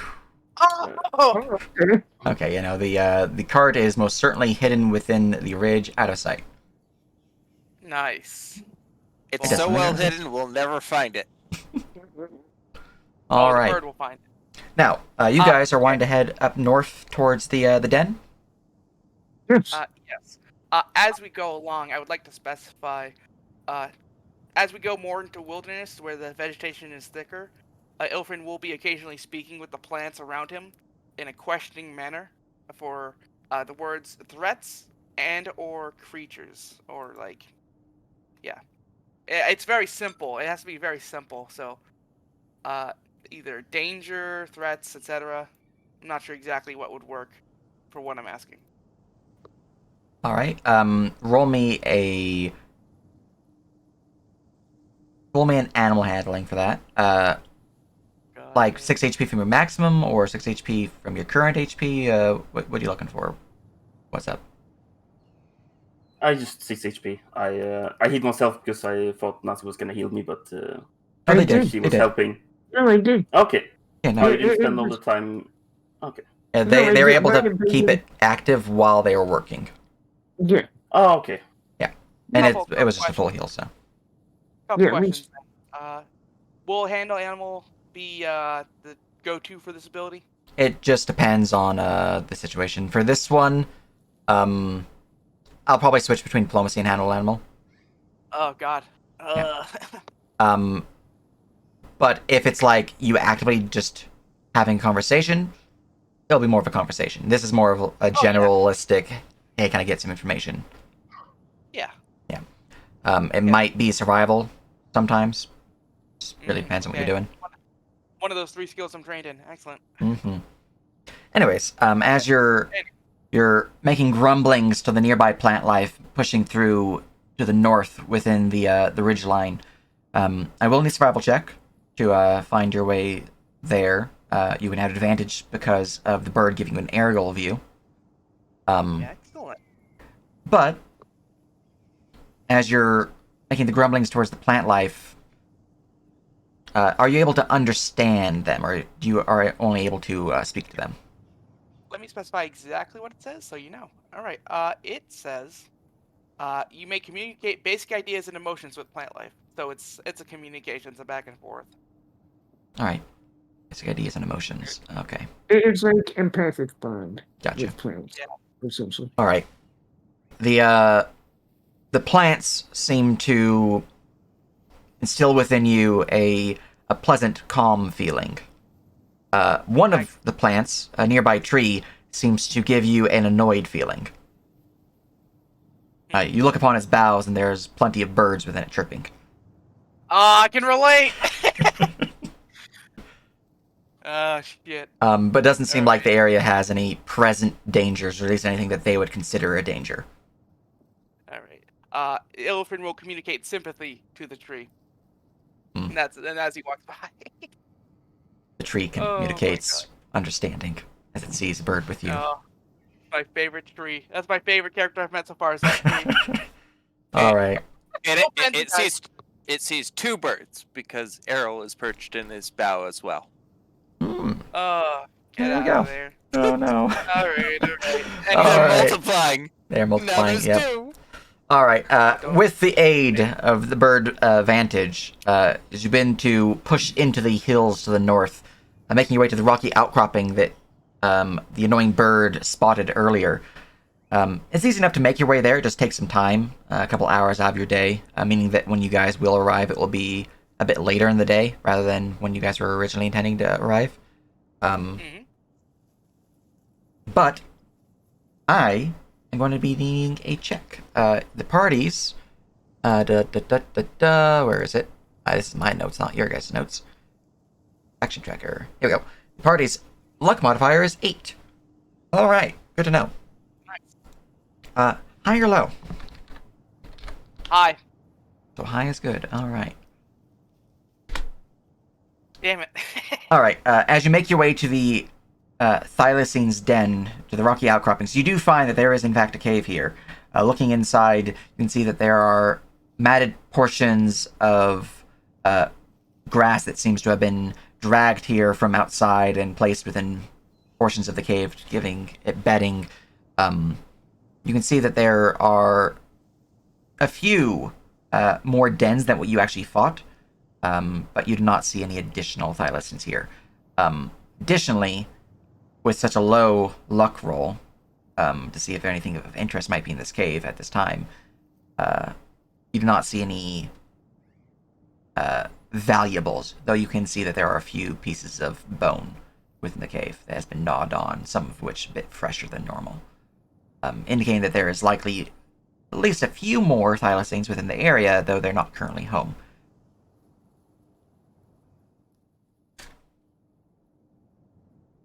There may very well be more of this creature's kin nearby, although I doubt it would be worth our time to wait around.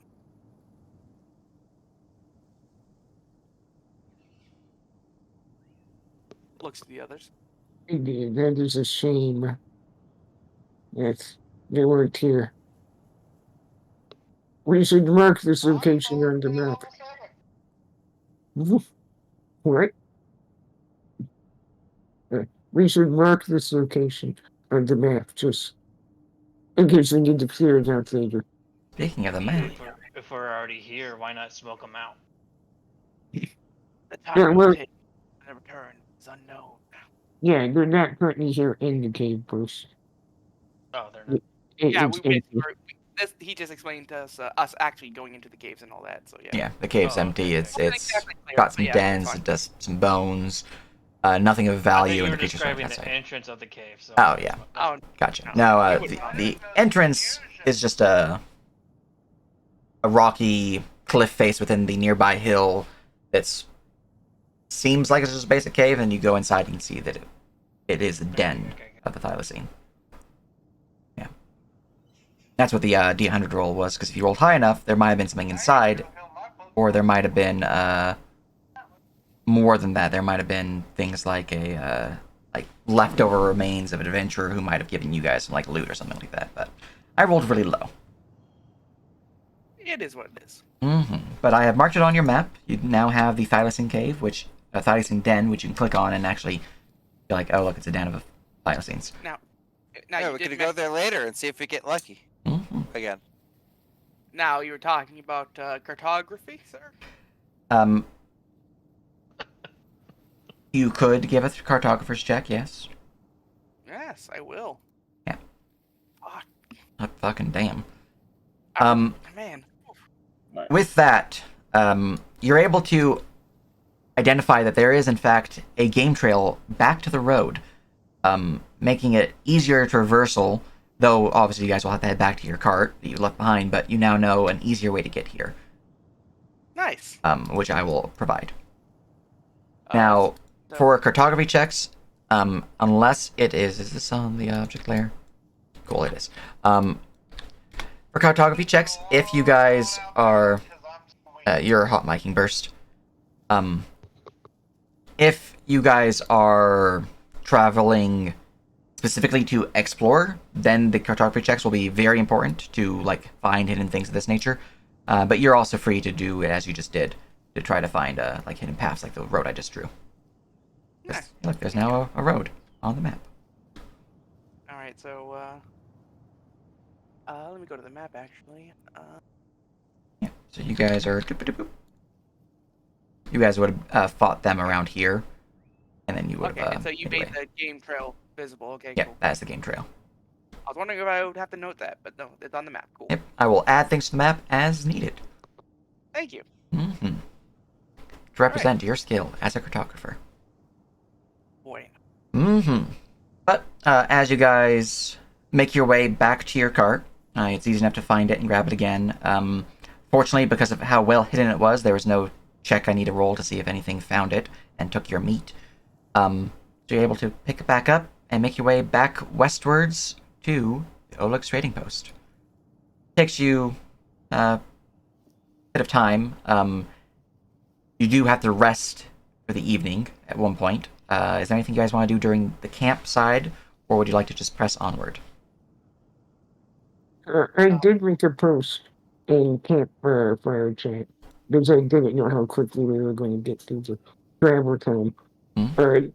Nancy would bring up the conversation mentioned there if anyone specifically has a rebuttal or comment on it.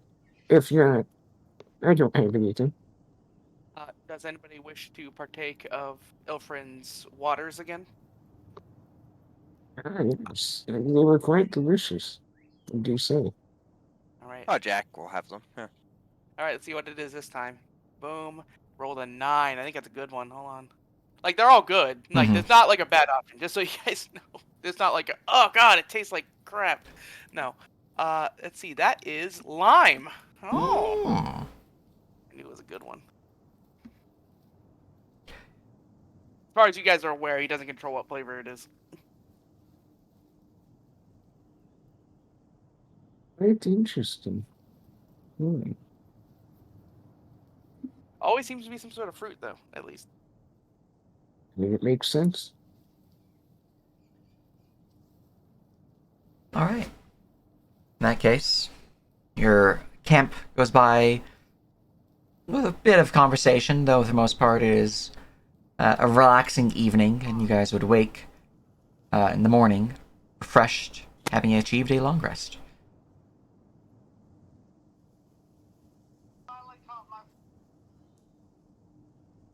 And some hours later, you guys would eventually make it your way to Oleg's trading post. Arriving at your destination, I will grab your tokens from the map and put you guys on the trading post map. However, I'll wait for everyone to click the long rest. Make sure everyone's properly set up. 1, 2, 3. Do you gain luck points on short rest, by the way? Short rest? I don't think so. No, Yeah, I didn't think. not Make of course. Man, heals 20. Oh. He's a thick ass boy. That's a lot of healing for a long I like rest. it, 20. The long rest heal you It's HP. 22, it says here on the thing. But Huh. No. Maybe the calculation. You'll have to look at the macro for it. Maybe Matt those rounds weird. Could be. Yeah. Maybe it's Mapeline. Yeah. Alright. So we You're arrive. You're at 4 health regardless. So. And then Indeed. 1, 2, 3, 4, 5. I'm missing one more person to long rest. Who am I missing? Jack, Ilfrin, Nasi, Kotak, Ardor. That's everyone. There's 6 people. I just took forever Yeah. to do it. There's 5 people. No. For some reason, I thought there was 6 players. I'm fucking drunk, apparently. All right. There's Oh five players, a companion, and a familiar. Mm-hmm. All right. Don't mind me while I move this tree so I can get my cart. Okay. All right. Changing My your turn this token. round. Your turn to right. Okay. All right. Return Putting the you cart. back. Yeah, You are. as Ardor gets to the cart, he walks like he owns the owns it. This is my cart. Excellent. As you guys. Actually, me and him will change places, I think, because I'm leading. Yeah, I'll be. There we go. And just so it's known, Copy. when I'm not pulling the cart, I do have my shield equipped by default. Gotcha. And that's well on the road anyway, for like climbing and Mhm. stuff. I wouldn't have it equipped because ACP is a bitch. It's true. I have made the Also, map visible. Let me know when you guys are loaded. Okay, it's loading. As we're waiting, when I have my bird scout, the scouting involve a stealth action as well. Is that allowable? Is that permissible? That's allowed. Yeah. Okay, cool. So that's one of my tricks. Excellent. Because I don't have animals, so you know. Mm-hmm. Yes, I have an animal companion. I don't have an animal. Get on my level. All right. How's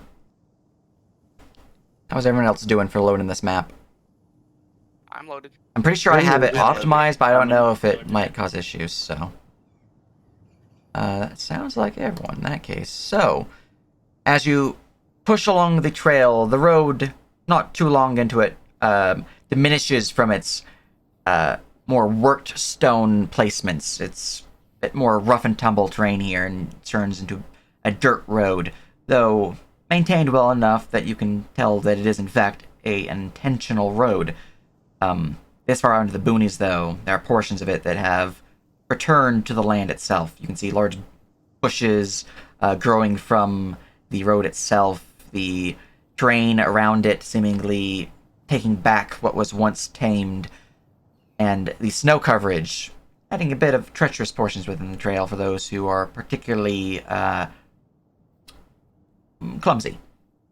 However, as you push further along, rising over a hill, you can see that there is a fortress, a wooden palisade surrounding what appears to be a few inner buildings that makes up Oleg's trading post.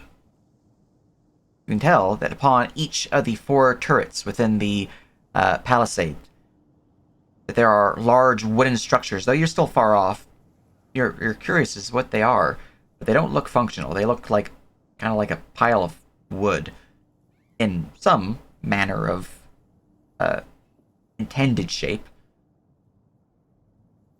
As you draw closer, you would come upon the actual portion where you are on the map, seeing the large double-doored gate entering into the facility itself, a plume of smoke rising from the nearby chimney from the central building. And you can lightly hear the sound of hammering of nail into wood, which I do not believe my ambience has such a thing. Rip. Yeah, it's There is somewhere. somewhere. I'm still getting this one set up for you guys specifically, so right now I'm just grabbing random ones as necessary. If you're doing the search for blacksmith, there will be a. Just grab that. That'll work. Yes, the map is active. Alright, well, as we get closer, guys, you begin. Well, it seems we have arrived, friends. May do very well to introduce us so that they are not aware of our presence. Indeed. I believe this is where I take the lead. And I will lead the group forward up to the gate.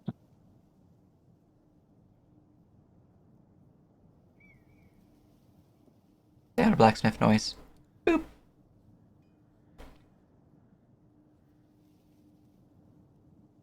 As I approach the gate, I'll clear my throat and give, hearing hammering in the background as if someone's looking, I will knock a little bit harder than I normally would.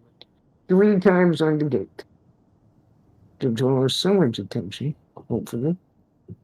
Alright, as you do so, the hammering seems to stop. There's a bit of a soft murmuring coming from within.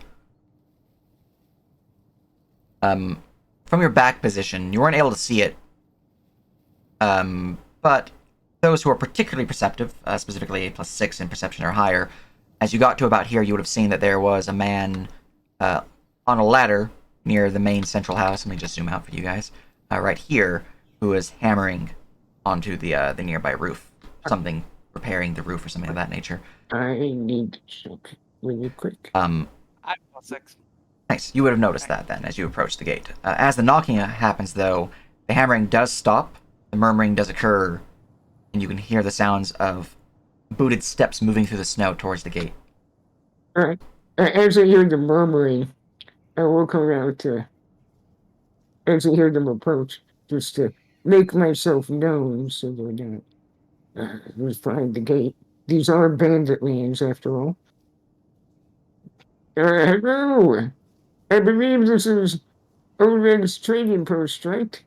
Dekor mentioned that this is a place of safety during our travels. All right. With that, the footsteps seem to approach with a bit more of a jaunty gait rather than a like, oh dear God, why? As the gate slowly opens, which I cannot move two things at once, but the gate will open.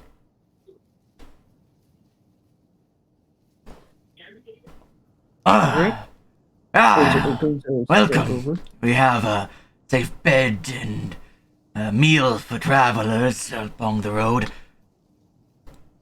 Careful though, these lands are filled with brigands and the like. Nancy would die. Is that for it? As we have heard, you may call me Nasi. I assume you are Oleg, who I have heard of? I am Oleg. These There's are my companions. my wife, Svetlana. She'll give a friendly wave. As you can see her currently stirring a large pot of some form of good-smelling stew. I will do the polite quarter bow to the lady. These are my companions. The broad branched lad here is Ilfrin. And I know this is Jack, Kotak, and our favorite friend is Odor. And so I'll gesture towards everyone as we begin entering. You'll feel Ardor's eyes shift towards you. Why am I always last?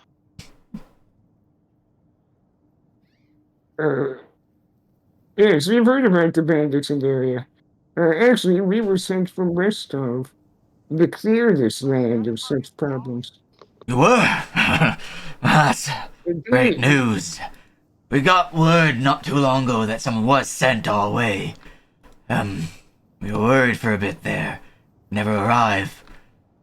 Come in. Have a seat. Svetlana will see to your meals and to your cot there. And she can set it up in the stable for you. Thank you for your generosity. Alright. He'll take a step to the side, allow further entry for the cart. And then he will close the door behind you guys as you guys enter. The bird will flit over and just watch the woman cook. Alright. Again, it is a small-sized bird, so it's a big fucking bird. So in case there's any reactions you need to make, Alright, or if they don't care. as she's stirring the pot, she will kind of blink a little bit, seeing the large tree folk enter, and then blink twice as the bird flutters towards them. Oh, hello there, little friend. It'll tweet at her. Bit more pleasant than before. Okay, good. Welcome. I'll have supper ready for you soon. Not to worry there. Please, have a seat. Actually, as she says supper, it'll respond in her voice, supper. Oh. Yes, I'll have some for you as well, little friend. Yes, supper, yes. Anyways, do feel free to, relax, take off your loads. We have plenty of rooms here for you to spend the evening or longer. If you are truly here to help us, no worries about the fee for staying. We'll provide. It is much appreciated. Nazi would look around, one taking stock of the area. Like, what are these things on the corners? Right, give me a perception check. And this is going on. Oleg will move over to Kotak. I'll take the cart for you into the stables. Feel free to join the others. Oh, thank you. And you'll grab this here cart. And begin to... No, I was hoping he would rotate with it. I'm sad. You'll rotate and bring it into the stables. Out of view and out of sight. As I'm looking around, you have quite the outpost here. It's quite well established. There seem to be sturdy walls. How long have you been out here? Well, let's see here. Well, we've been holding up the fort for about a year now. Though the walls are sturdy, it has left unfortunate neighbors. About 3 months back, the Stag Lord, his men started showing up.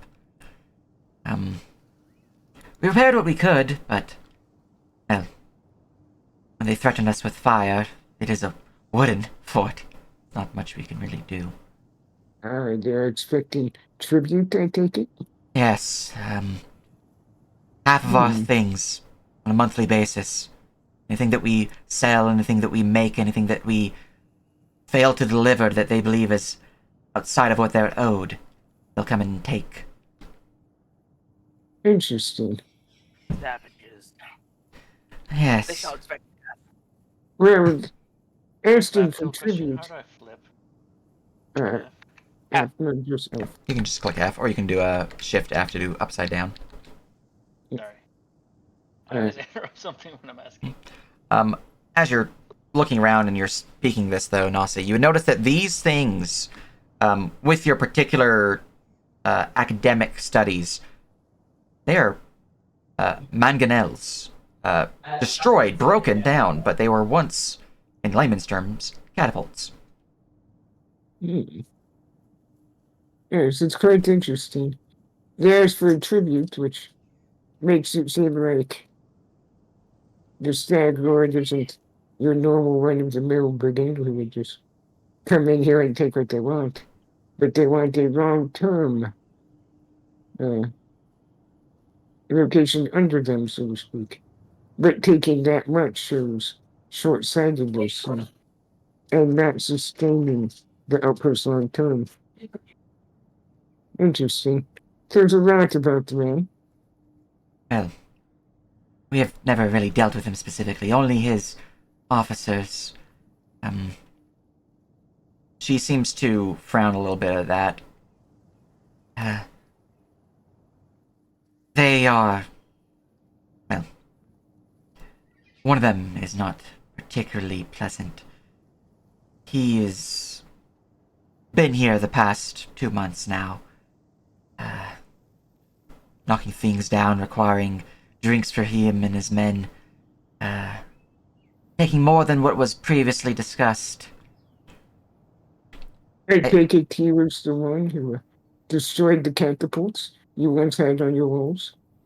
Those were actually destroyed when we arrived. Don't really know how to repair them ourselves. We're simple... Well, we were farmers. I was considering asking what them repaired for some sort of fee or contribution otherwise from yourselves. I may have the capabilities to do so. Well, I don't really know how to work them, to be honest. If you can repair them, that would be lovely, but I worry that if you're not here and they are repaired, they might be taken as tribute. Indeed. And if they are repaired, they could take it as a sign of rebellion, of pushing back. Which, indeed. We Think don't they would do yet know that? their numbers. Well, if this man, indeed, if this man, as he describes him, arrives and sees new armaments upon the walls, he may take it as you preparing to oppose him, which, when we do intend to do so too early may garner more attention than we could handle at once. This does bring the question up of when do you expect them to demand tribute next? Arrive to demand tribute next. Let's see here. Looking at my timeline real quick. So you guys were going to arrive earlier in the day, but you guys have arrived near supper time at this point in time. Had you guys arrived at the original date of the 24th, it would have been, if you guys arrived in the morning, it would have been, as you arrived, they would have been here. Thus, wise, you guys have night plus a day. So, they should be here, 2 days from now, the morning. Well, give or take, they might have been occupied. They tend to arrive near the final week of the month, near the beginning of it. I see. And is this troublesome Titan that you spoke of meant to arrive with him? At this point, as you hear the sounds of boots approaching from the west, Oleg making his way from storing your cart within the stables. Haps is his name. Right bastard he is. He's showed up the last few times.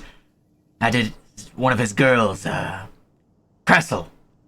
I'm just looking at your... I really need to give you guys a passive insight and perception listings on your token so I can just look at that rather than having to look at your sheets.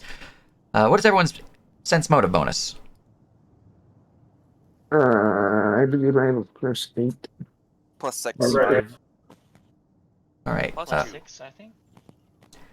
If you have a 6 or more simplicity, as Oleg says the name Kressel, Svetlana seems to look down and stir a little bit more.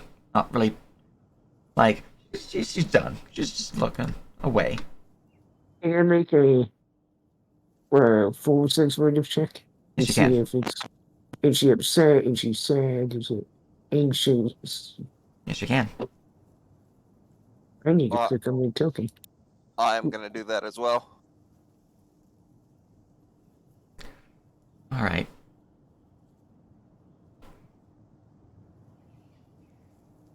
You can tell that there is...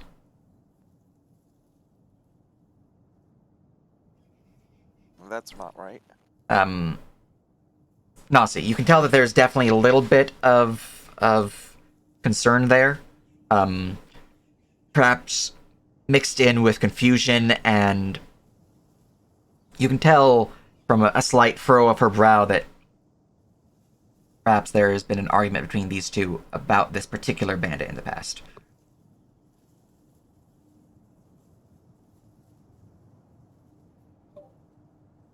Yeah, she used to arrive, the real leader of the troop that's been hounding us.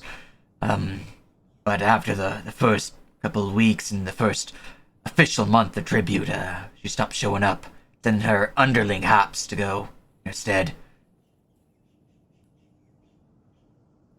The numbers were quite large, actually, at the beginning.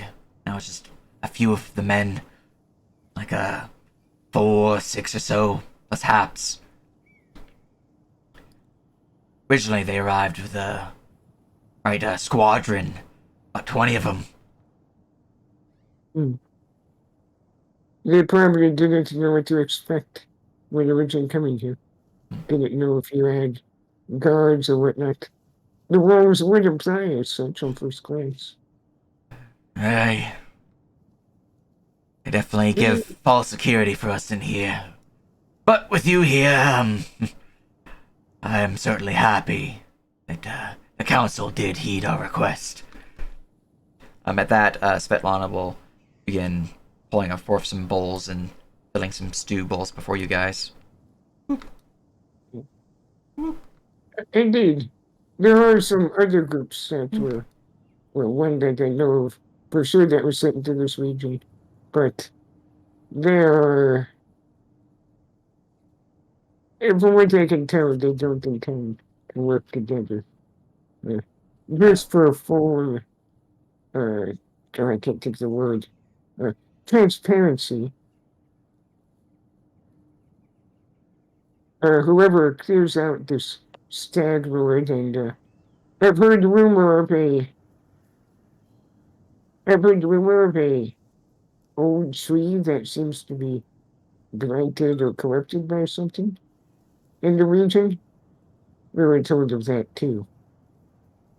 Hearing the talk of taking over these lands, Oleg's somewhat friendly demeanor seems to diminish just a little bit. You see his shoulders slack a little bit. For those who have a +6 or higher in sense motive, you can tell that he's not particularly fond of this idea, but he's still chatting with you guys.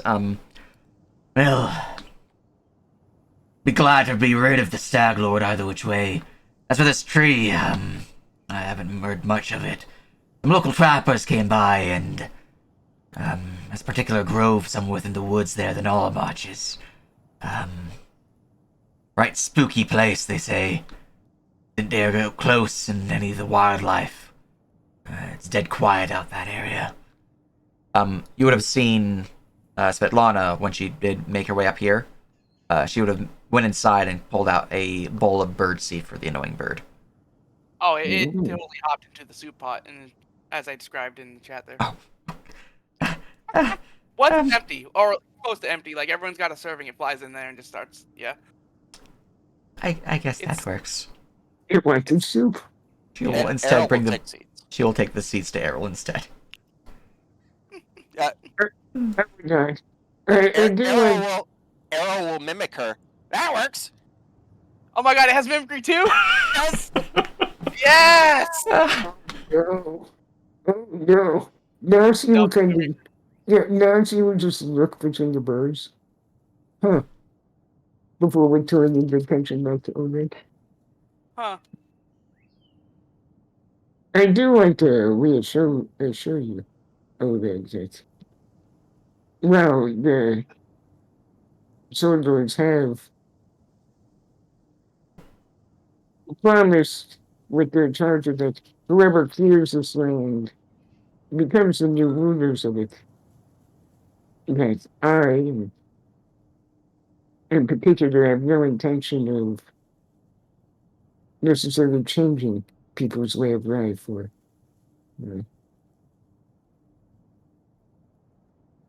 imparting unreasonable expectations. I can probably see that.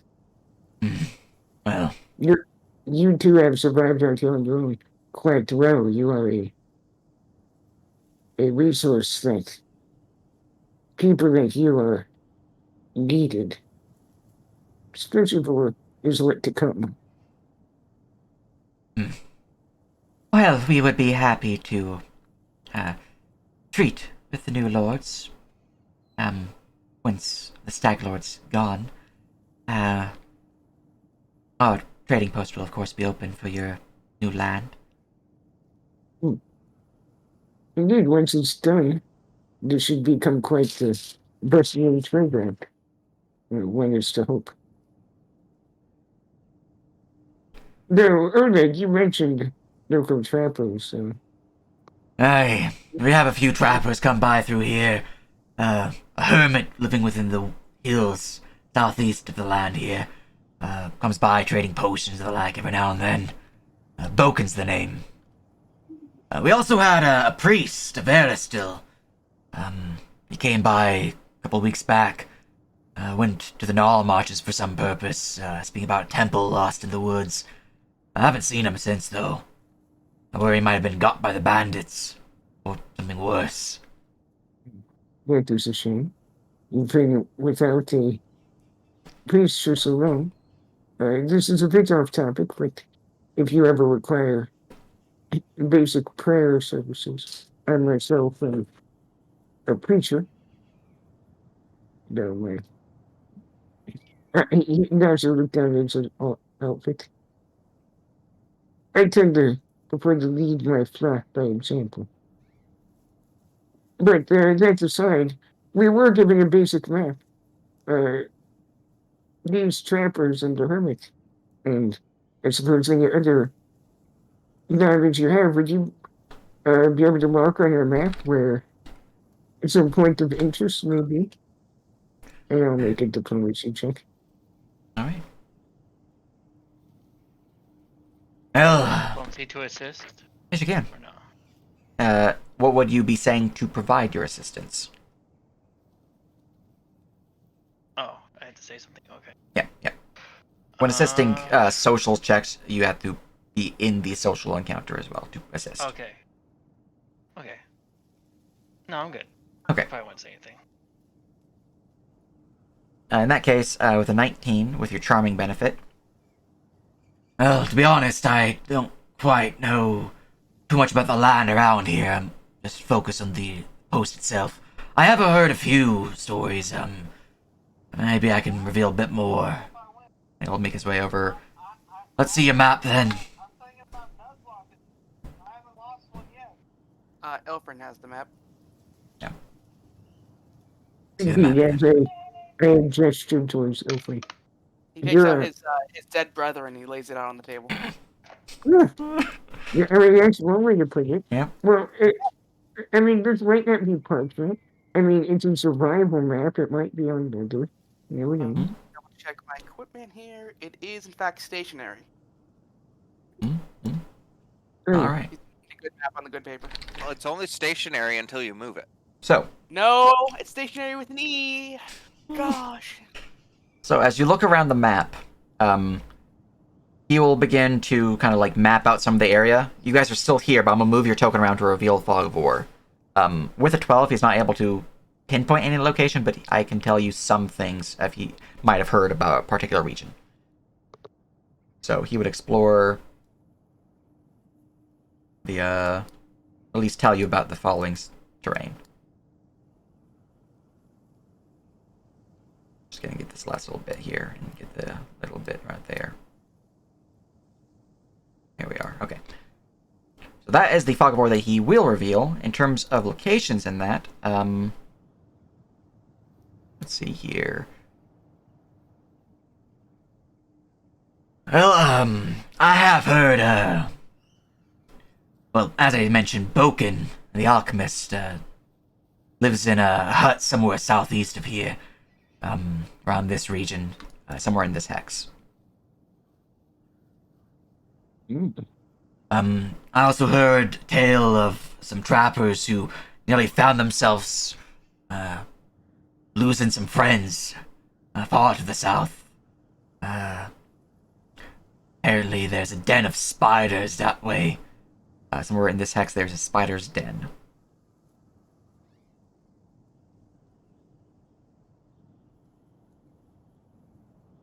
Oh.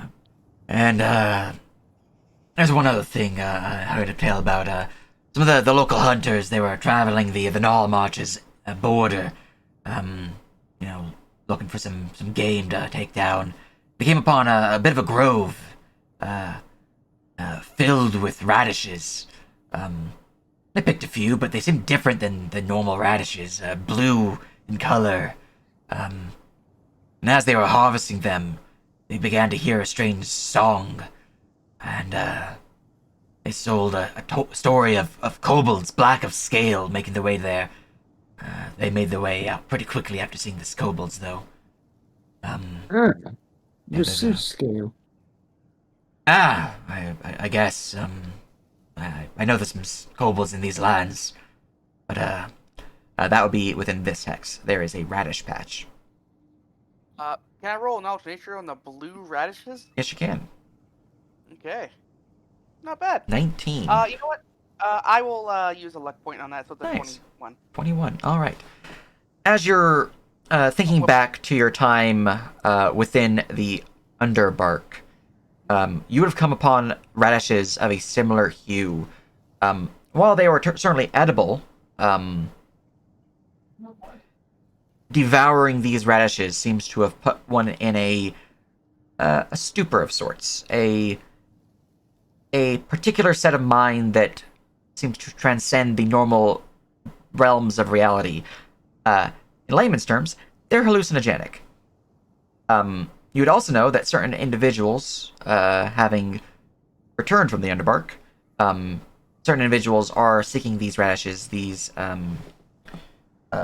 blue moon radishes, during rituals of a more primal nature. They're ingredients for particular shamanistic rituals. Nice. Okay. Mm. Question. Could they be used as a sort of poison of sorts? Technically, yeah. Interesting. They're hallucinogenic, so they technically could cause some hallucinogenics within a ingested poison. All right. Yeah. Ilprin will explain thusly then. These are fey in origin. These radishes. They cause a distorted state of mind. I did not find it pleasant. Mm. All right. With That- with that, is there potential for me to get more using my lores in plants and alchemy? You can give me I a have a lore in nature. plants. Actually, hold on a second. Let me double check. You my can also lores. roll me an alchemy, as those will provide different results. I should have thought if I mentioned my Oh my lores. God. Lores are important. I mean, obviously, I have the Yeah. underbark. But I Time to also. go. Yeah. Time to Go go ahead. for Heisenberg. The blue radish. Oh no. Here we Seriously. go. Oh, that's Yeah. The only relevant ones would be the underbark. These aren't magical, are they? The Okay, I guess I don't know. radishes are of a particular nature. What are your actual lores? Okay. I should just have a fucking list of these. Hold on a second. Let me type up the list. Let's see here. Hey, while Okay. he's Let typing me that tell you up. my. Let me tell you my relevant ones. The I'm on your underbark. sheet right now. Let's see here. Okay. Magical flora and floral Okay, poison. magical flora would apply. Excellent. Cool. I'm not sure if I would get any more information because of that. unfortunately my alchemy is a 13. Yeah. Unfortunately, with a 13, you're not able to provide any. Do you have lore for magical or for herbs or anything of that nature? I have lore for plants. Plants. Okay. In that case, Can I will I provide you assist? something. This is more of a just you hear the knowledge and you can make a check for it. So you're not like if you guys start conversing and be like, "Here's what I know. Can you help me out?" If you know anything more, then you can roll and assist in that regard. This is more of like you heard it and you instantly make a check to see if you know anything about it. If you guys start discussing and be like, "Hey, you know anything about this?" Then checks can be made in that regard. With a 13 plus the benefit of your lore, you will provide information from them in an alchemical sense. With a lore for you, Ilfrin, you know that these blue moon radishes also have a magical effect to them. They're not reagents in terms of like enchanting, but they definitely seem to have an innate magic to them. You believe that one could make them into some form of potion. With Jack's check, you realize that these particular reagents are. I'm trying to find the name of them. They are considered mana reagents Oh man. for alchemical means specifically.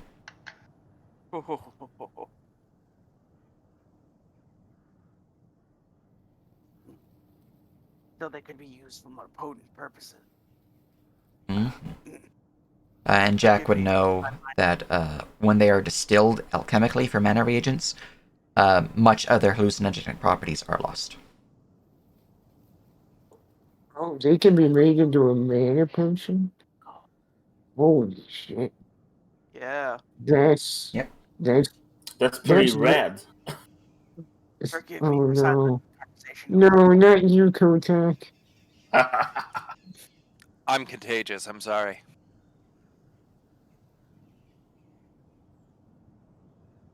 All right. So yeah, Ilprin will apologize for interrupting Oleg with his outburst. Is there any other information that you had for us, Oleg? That's all that comes to mind at the moment. That said, though, inside near the hearth, He's currently chewing some stew, by the way, which is me saying I'm currently eating a burrito. well, there is a board of sorts that some of the local trappers put up. Perhaps that could, spark some interest. I know there's a right nasty boar in the woods. There's a bounty on its head. I don't know exactly where it is, but perhaps the board might tell you more. I haven't looked at it too much, to be honest. I don't really leave here. One of them is mine, though. I currently don't have it up because, well, they're supposed to be coming by soon. 2 days from now, or something like that. But, I do have a bounty on the bandits' heads. No, she would not. That is fair. I am totally shocked. No. I will just say that I am not one to draw blood needlessly. If there's a less violent outcome to the situation, I will search forth. Those No, who draw, they, oh, go ahead. those who draw blood will have their blood drawn. They will pay the appropriate price for their crimes. But sometimes killing is wasteful. Yeah. Could we make an amendment that drawing blood be limited to the acts of violence instead of medicinal purposes? Obviously. I don't mind however which way you deal with the bandits, so long as they are dealt with.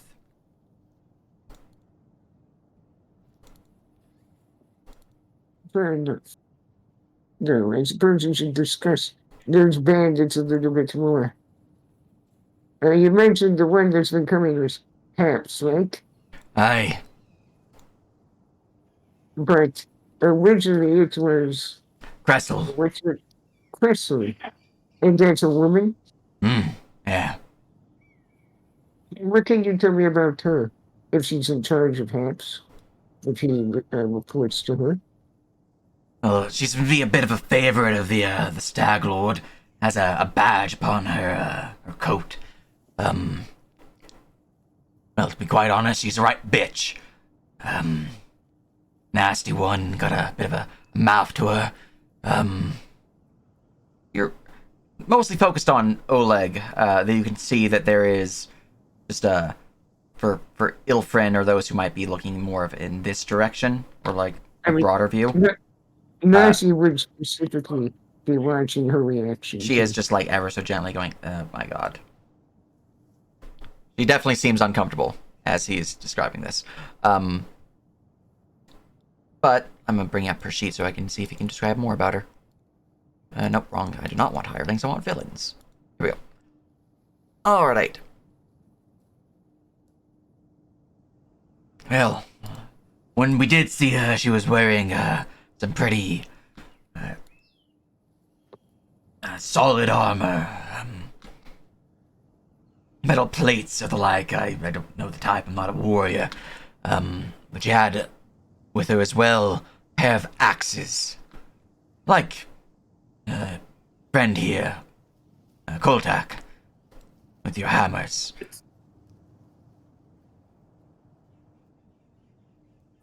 I see. I can't say exactly how she is in combat. We didn't really want to deal with that, to be honest. But she carries two Experience, axes, most likely. and she does carry herself around as if she knows how to use them.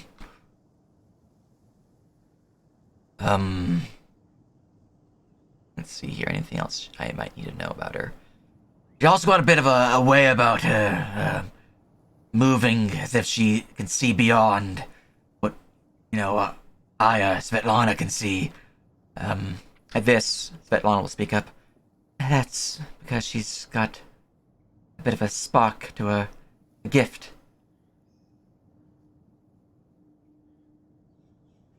She'll then kind of like quiet down a bit more. She has the gift of magic. Yes. Interesting. Is she human? Why, as far as Yeah, she's human. No? She Sure. she kind of rubs her shoulder. As She's she feels-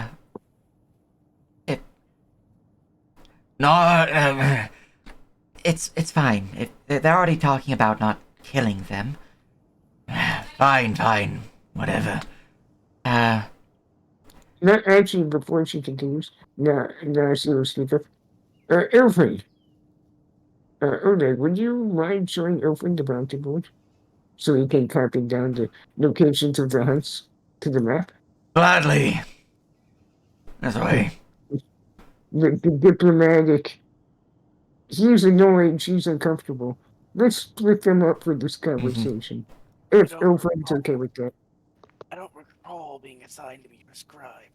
Would you However, it is useful. indeed? Alright, he'll make his way inside. I'm gonna reveal the interiors.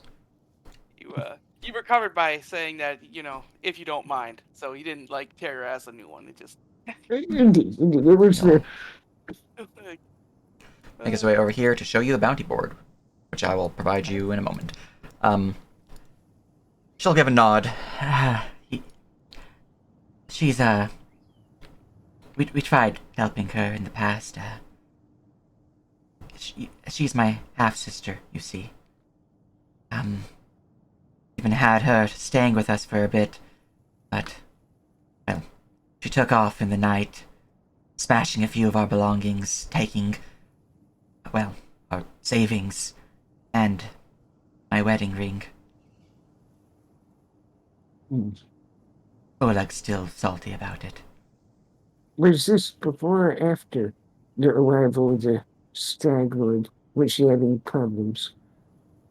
This was before she showed up, stayed with us for a few days, and then after she fled, a week later she showed up, speaking in the name of the Stag Lord. Didn't help her case in Oleg's eyes. I hope you don't mind me asking. You say a half sister. Yes, well, my father divorced my mother, and well, she is with his new wife.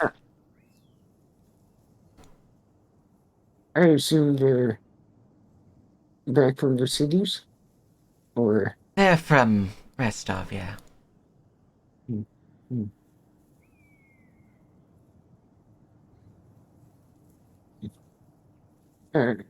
well, it sounds like at the very least, and I may be wrong about this is all conjecture at this point, but for what I've heard of Haps, and I've heard of the Stag Lord otherwise, I was actually quite surprised this place is still standing. That may have been her doing if she was put in charge of this area. Hell, I think if the Stag Lord... It's a bit of a mixed bag, really. If the Stag Lord wasn't in control right now, I'm sure Haps would have taken our fort over entirely. Oleg's been trying to get me to head back to Rostov while he deals with this, but... no. I wouldn't leave him. I mean, they're just asking for money, and... no. It's not like it's our lives they're looking for. I would not. Well, I will say, and this is of course your decision. I understand why you stay on it. Understand why Urag wants you to leave, but if we do go against the Stag Lord, which we will have to at some point, and as much as we want to be peaceful, I'm sure not all those involved with him may feel the same way. They may not believe our offers of, well, they may view it as a trap to get them in the city and executed. Just, but once we go down that path, it may be more dangerous here. If we are to fail, it would be quite obvious you and Oleg helped us. But if my intuition is correct, I believe we should be able to avoid most of the bloodshed for the time being. Yeah. But if you don't mind, may I ask a few more questions about your half sister? I mean, I'll answer what I can. When she came here, was she sent here by your father? Did she run off on her own? What I gathered, she didn't speak much of her life back home, but she was not happy there. I believe she ran off. She's still young. I don't want her to fall in with these sorts. Like, she can still make a life out here. An opportunity.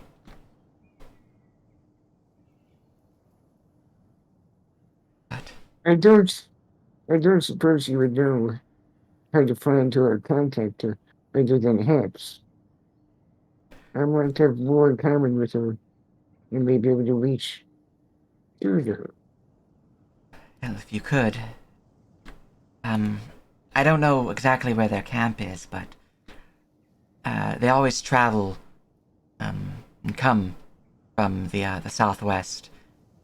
Looks like when we did get a glimpse of them making their way here over the horizon, they're coming from the Gnarl Marches. I can't say for sure of that where exactly, but I'd imagine somewhere along the river they would need a source of water. Hmm. While this is going on, Oleg will show you a bunch of papers upon the board. Do I have a let's see my handout? dead brethren. Hell yeah. I don't think I Yeah. see a handout table, so I'm just gonna put them in notes. Notes will be a Yeah. good enough folder for this. Your dead brethren nailed to the flesh of a dead brother and a building built out of dead brethren. So Go for love. he Oleg will pull out from behind the bar, kind of tucked away and hidden, his own bounty board poster. Then he will show you to the other three that are currently nailed upon the board. There is Right. the Bandits, Kobolds in the Hills, the Tatzelworm, and the Tusk Gutter Bounty, which shows off the source. Of note, these are taken directly from the book, as I have not edited them for Unbound. So they will list GP. That is not GP. That is silver piece. That's still a lot of silver pieces. It's still a lot of silver.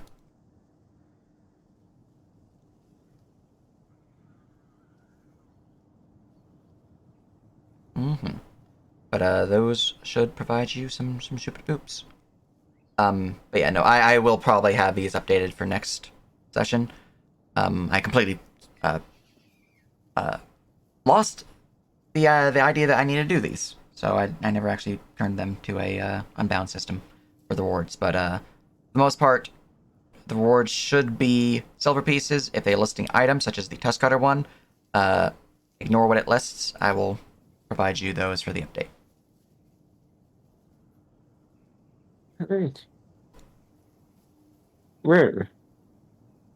Well, you say they're meant to be here in a couple of days, maybe a day and a half, depending. Where's the tribute they were expecting this day? Hell, it's hard to say for sure. They change their mind often, especially Haps. We have saved up for them a sizable sum from all the trades, from the trappers and the pelts and the like.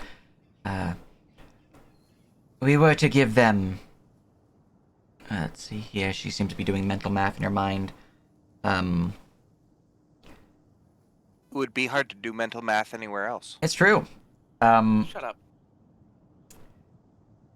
We were to give them about 20 pelts of varying sorts from some of the trappers nearby. A rack of potion bottles we got from Boken. Though that rack is a little empty, actually. We had some adventurers come by not too long back. Picked them up. Boken should be here at some point. He comes by every month. Then we were to give them a half the earnings we've made, which is about... let's see here, doing math again, but I believe it should be 1,400. Man, I really need to figure out why my fucking Adobe Acrobat Reader hates me. Just constant is like, I'm out of memory. I'm like, how are you out of memory? I have 64 gigabytes of RAM. I don't understand. Anyways, we have about a couple hundred silver for them. I understand. You And would there's tell that- from your passive sense motive that she doesn't always want to give you the full number because she doesn't know if you are just being friendly as an act. We kill types. I'm in charge now. What? Mhm. No. But she is giving you a decent number, just not like the exact number. Indeed. Well, this perhaps Oleg was mentioning that only a few people come with him nowadays. Normally it's about 4 to 6 additional bandits coming with him. He does ride along on one of the horses he stole from us. Took that as tribute. Now I see. Well, I'm sorry. Articles, what was the sister's name again? Cressel. It keeps Uh, Crystal. Cressel's, Cressel. Cressel is what Oleg called her, but as Cressel. you ask... Oh, her real name's Irina. She goes by Cressel now, though. So, So, Good. her real name is Bat. She goes by Bat. okay. With a K. Mm. With Alright. a all right. A double S. I thought there was a T in there for some reason. Well, Oh, And- you were... since we were able to give you some knowledge on Irina, I have seen Haps, hunt, so to speak. When he was approaching, we saw him a bit off in the distance, and the party was attacked. Well, tried to be attacked by some of the wildlife, and well, Haps took them out rather quickly with his bow.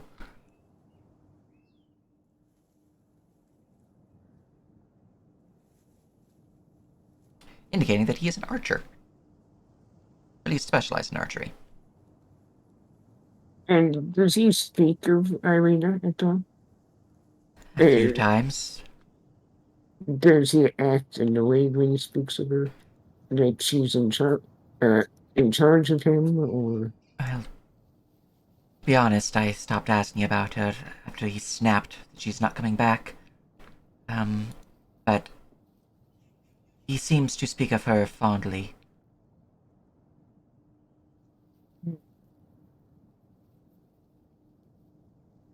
I see. I'm just trying to think of a way to talk with her.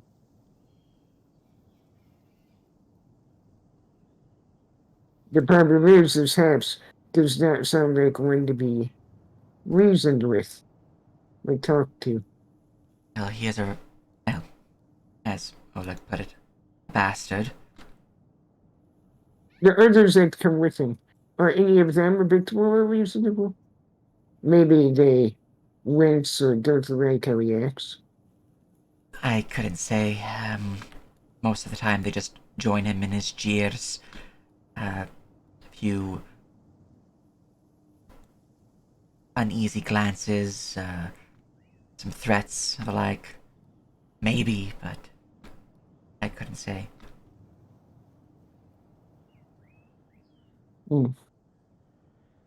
Fair enough.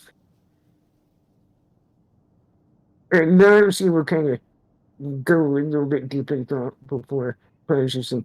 Sorry, your information has been quite helpful. I am trying to think of how to handle this situation. It is certainly a lot. Meanwhile,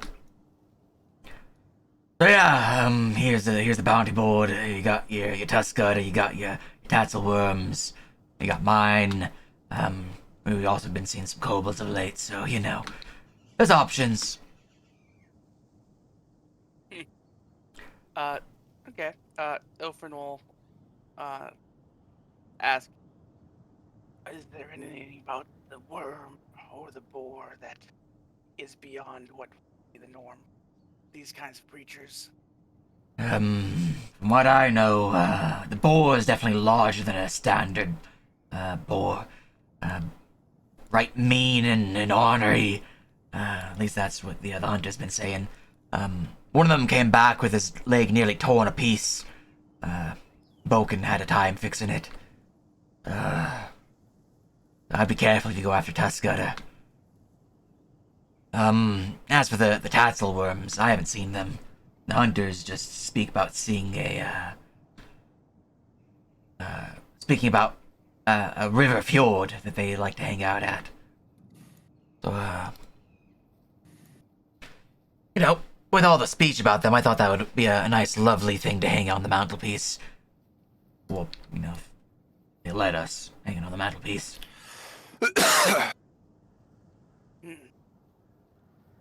All right. So a bit out of character here.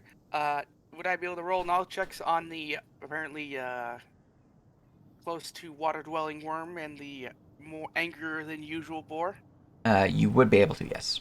One for Yes, each. so this will be all right. This will be for the worm. Awesome. And this will be for the boar. Okay. All right. What he's describing definitely seems like a beast that has been altered due to, at least what you've dealt with within the Underbark, beasts that have been altered by the fey magic surrounding them. Some of these beasts turn to that of a dire animal. Some might be magically enhanced, becoming a magical beast, in fact.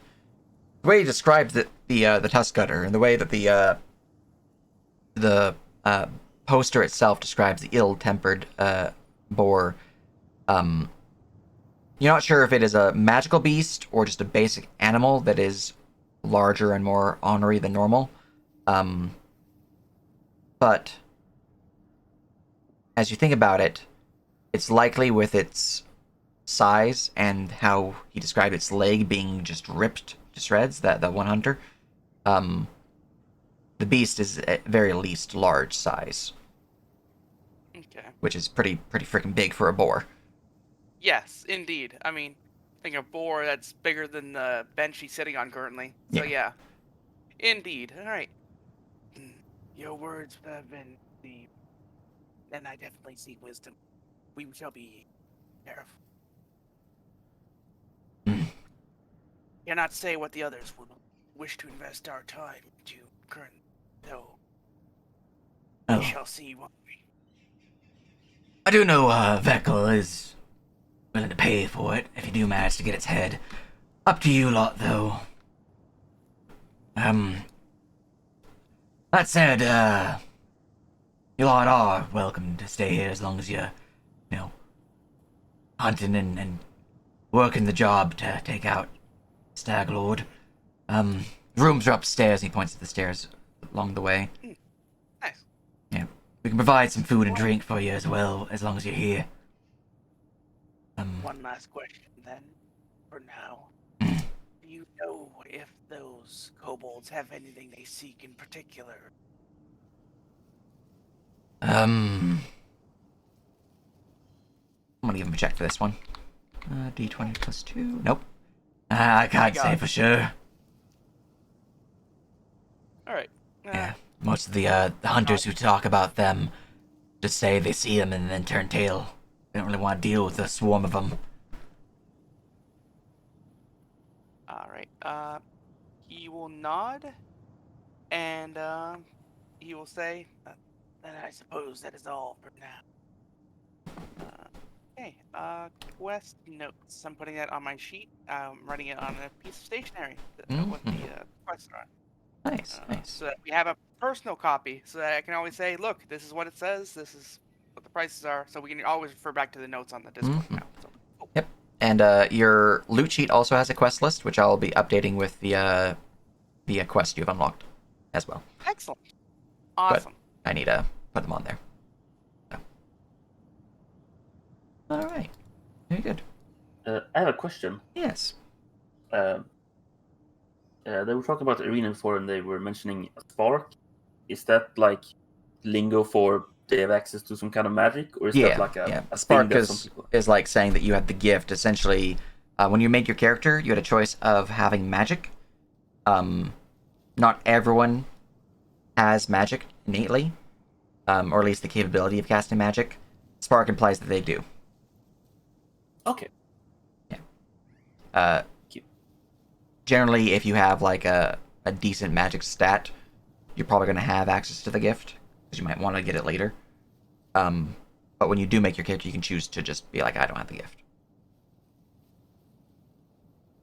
At least I'm pretty sure that is a thing that's listed in the character creation. Yeah. Any which ways, it's a thing. Yeah, and you can get magic later, but it requires a catalyst, like an event and character to awaken the gift, so to speak. It's quite difficult. Indeed. And most common folk, at least within this world, do not have the gift. Indeed. So having someone who has the gift is notable. Mm-hmm. Good to know. Mm-hmm.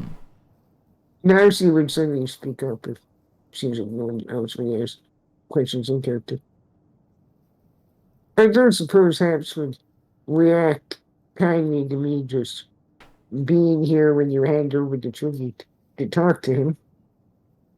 Hmm. And maybe, he's... I know Boken, whenever he sees them coming, he hightails it out of here. Doesn't want to get roughed up by them. We had a trapper back, was here passing by, asked of him to empty his pockets. I think fortunately the man was obliged to it. Looked like they were going to rough him up if he didn't. So with your lot, I'm not sure if they would. And she sees you guys wearing pretty hefty forms of armor, and there's a gun. Jenny's got a gun. Gotcha. Sorry. No worries. Well, I looked at others. All right, and Oleg, unless you have anything else you want to do inside Ilfrin, he's going to make his way out with you. Back outside. Yeah, no, he doesn't. Okay. So I know you might not know this, but you see them going into the marshes to the southwest, or you believe. Do you believe they have a smaller camp nearby, where perhaps some Crystal would operate out of? Or do you think they're going straight back to the Stag Lord himself every time? I think the camp within the marches is just that, a camp. From what we know, the Stag Lord's farther to the south. I don't know exactly where. Past couple days, the whole green belt's been filled with a strange mist. It's been difficult, really, explore. Especially further south you go.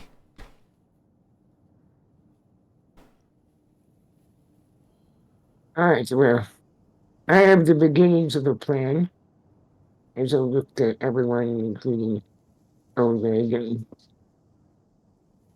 Silvana, or Svetlana, sorry. Names are difficult. You know, But mainly the party. I never gave you guys your experience, by the way, for killing the creatures. Oh, I Right, figured, You guys gained I 8. figured 8. Oh, nice. Oh, Uh, but I have an idea. It's risky, and it might end up in a fight either way. But I want to try to talk to the Samps. And I think at this time we make the tribute. And I think if you are fine with it, we add our own coats we got to the rat. Maybe go hunting tomorrow, scout out the area if it's ourselves, and bring back whatever we can hunt in the day to add to it. And it's kind of a bargaining. See if you'd be willing to talk to me. You're wanting to trade with the bandits. No, but I want to talk to him. And if he shows up expecting tribute, and I'm like, no tribute until we talk, or he's not going to take that to him. But part of this would be the tribute of blessing or end in the future. Just to be clear, what I expect to happen is him to attack anyway. There's part of this that would only be me and Oleg, maybe one other out here when he arrives. Everyone else would be in the stable and the building itself out of sight. So he does not feel threatened. He's going to be ambushed. And either he will sit down and have a conversation, or he will attack me. Or us, I should say. If they attack, I would actually like to take him alive, if possible. They're He can lead us using back. this tribute as a guise for conversation.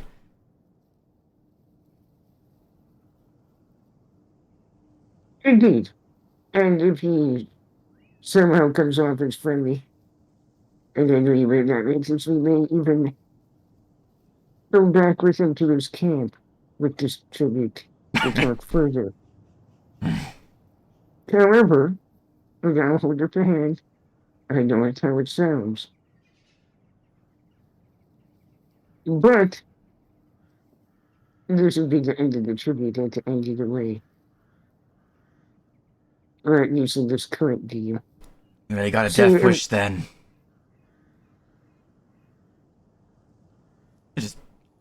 You think I it have a wise death wish.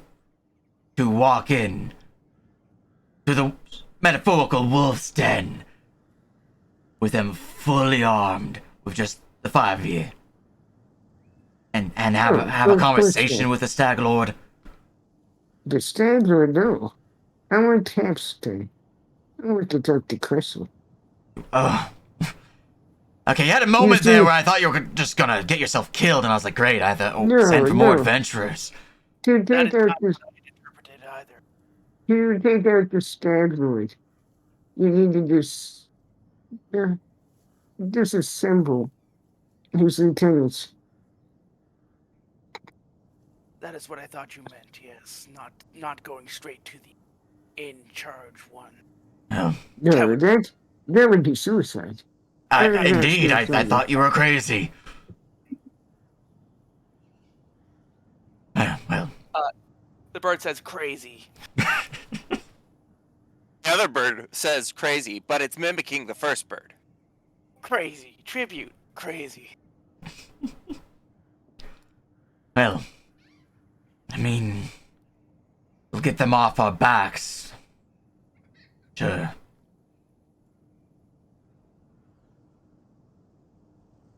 But I'd like tribute people- back, if it is taken.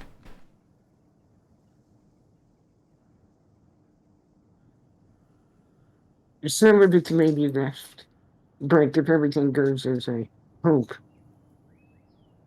some should be returned. See, my intention is people are reasonable, even bandits. It's not like they wish to die. Most bandits are driven to it out of desperation or a dislike for the world as it is. And very few are just bloodthirsty dogs who need to be put down, but there are some. And even Haps, the white bastard as as he's been described, I doubt he has a death wish. Aye, but they also have strength in number. I've seen them the first time they came around. If they don't like what you have to say, they might come back more and looking for a fight rather than. If we go to their camp and they don't like what we have to say, they're not letting us walk out of that camp. And for what you described, it sounds like there will be Crystal and Haps, and maybe a dozen others at most. I hope less, actually, at this point, if he only arrives with a couple other people. I suppose that all that really matters is waiting to see if this plan works. Indeed. And, of course, I won't reveal my full plan yet. We'll see how it plays out, but I'll look to the rest of the group. How do you all feel about this idea? It will at the very least give us more information, which we are sorely lacking at this point. Doesn't sound bad. I The feel more as if, information, the better. I feel as if even considering lower stakes of brought to their lesser camping grounds, they may use this as an opportunity to ambush us back if Oh. we are brought in under the guise of being friendly. Even I am still, fully aware of that, Dolphin, and I have a plan for that also. But for us to save your plan, no. We can talk about that part once we get there. You're trained in sense motive, right, Dolphin? no. No, okay, never mind then. You trained in stealth, But so the ambush part is as I said, I'm not suicidal. I don't plan to just walk in there under the guise that, I would kind of gesture to myself. They would see me as easy targets for money. My sword alone was probably worth more than they've stolen in a couple months' time. I understand that completely. If you all want to get back to the camp, you might want to hide some more valuables. Probably ask for it here and now when they arrive. Ilford doesn't really have anything too valuable. He has his weapons, but they aren't even fine quality, so probably okay. Well, them trying to just take our stuff would fall into not being reasonable and not being willing to talk. More so just the not having the temptation visible was the thing. That's fair. Other than I have pretty fancy clothes and armor, so it's kind of hard to hide that. I'm not sure if they would fit you, but Ilford can trade you his clothes, but they aren't exactly, they're armor, but like they're not like Right. heavy armor. I'm gonna give you a bit of a grasp into what I believe will likely happen. As I said, Haps is a bastard, and at least two of you look dressed well enough to have money to your name. He's gonna see that. At least you, since you'll be out here. He's gonna motion to you now, see. And might treat with you, might bring you back to his camp and treat with his Lieutenant Cressel. But not gonna just let you go for free. He will want something from you. Whether it's your sword, piece of armor, your coin bag. Well, He will I'm ask. not going to the camp alone regardless. Don't worry, if anything, I want to come off as that to him. If he has any intelligence to what I say, he will know it won't be that easy. If he does not, then, as I said, we capture him and his men as able, and move on to the next part of the plan. Well, you're the adventurer here, I'll let you handle the planning. Just, you know my 2 cents on it. Gotta get that roof fixed, though. But Lana, make sure they're nice and comfortable in their beds upstairs, will you? Of course. Whenever you're ready, I'll have the chambers set up for you. And Oleg will give a nod and make his way back to the ladder that he was fixing the roof with. I'm guessing you don't get very many in the way of healers out here often. I would like to offer my services if there are anyone who needs a bit of looking after. We certainly don't. The one really is Boken, and he comes by rarely, about once a month. Especially with the bandits about. It would be appreciated. We've had hunters come in with nasty injuries. Well, if anyone comes in with an injury, then I would be happy to help. We'll give a nod and a thankful smile. Okay. Is this going to be the end of this conversation here? Or... I'm just saying if you guys have anything else you want to add. It seems like it's the end of the conversation. Conversation, no. I do have one other thing I want to do, but after the conversation. Alright. Well, she is essentially just finishing up, cleaning up the where. So that is the conversation unless anyone else has anything. So, you are good to go.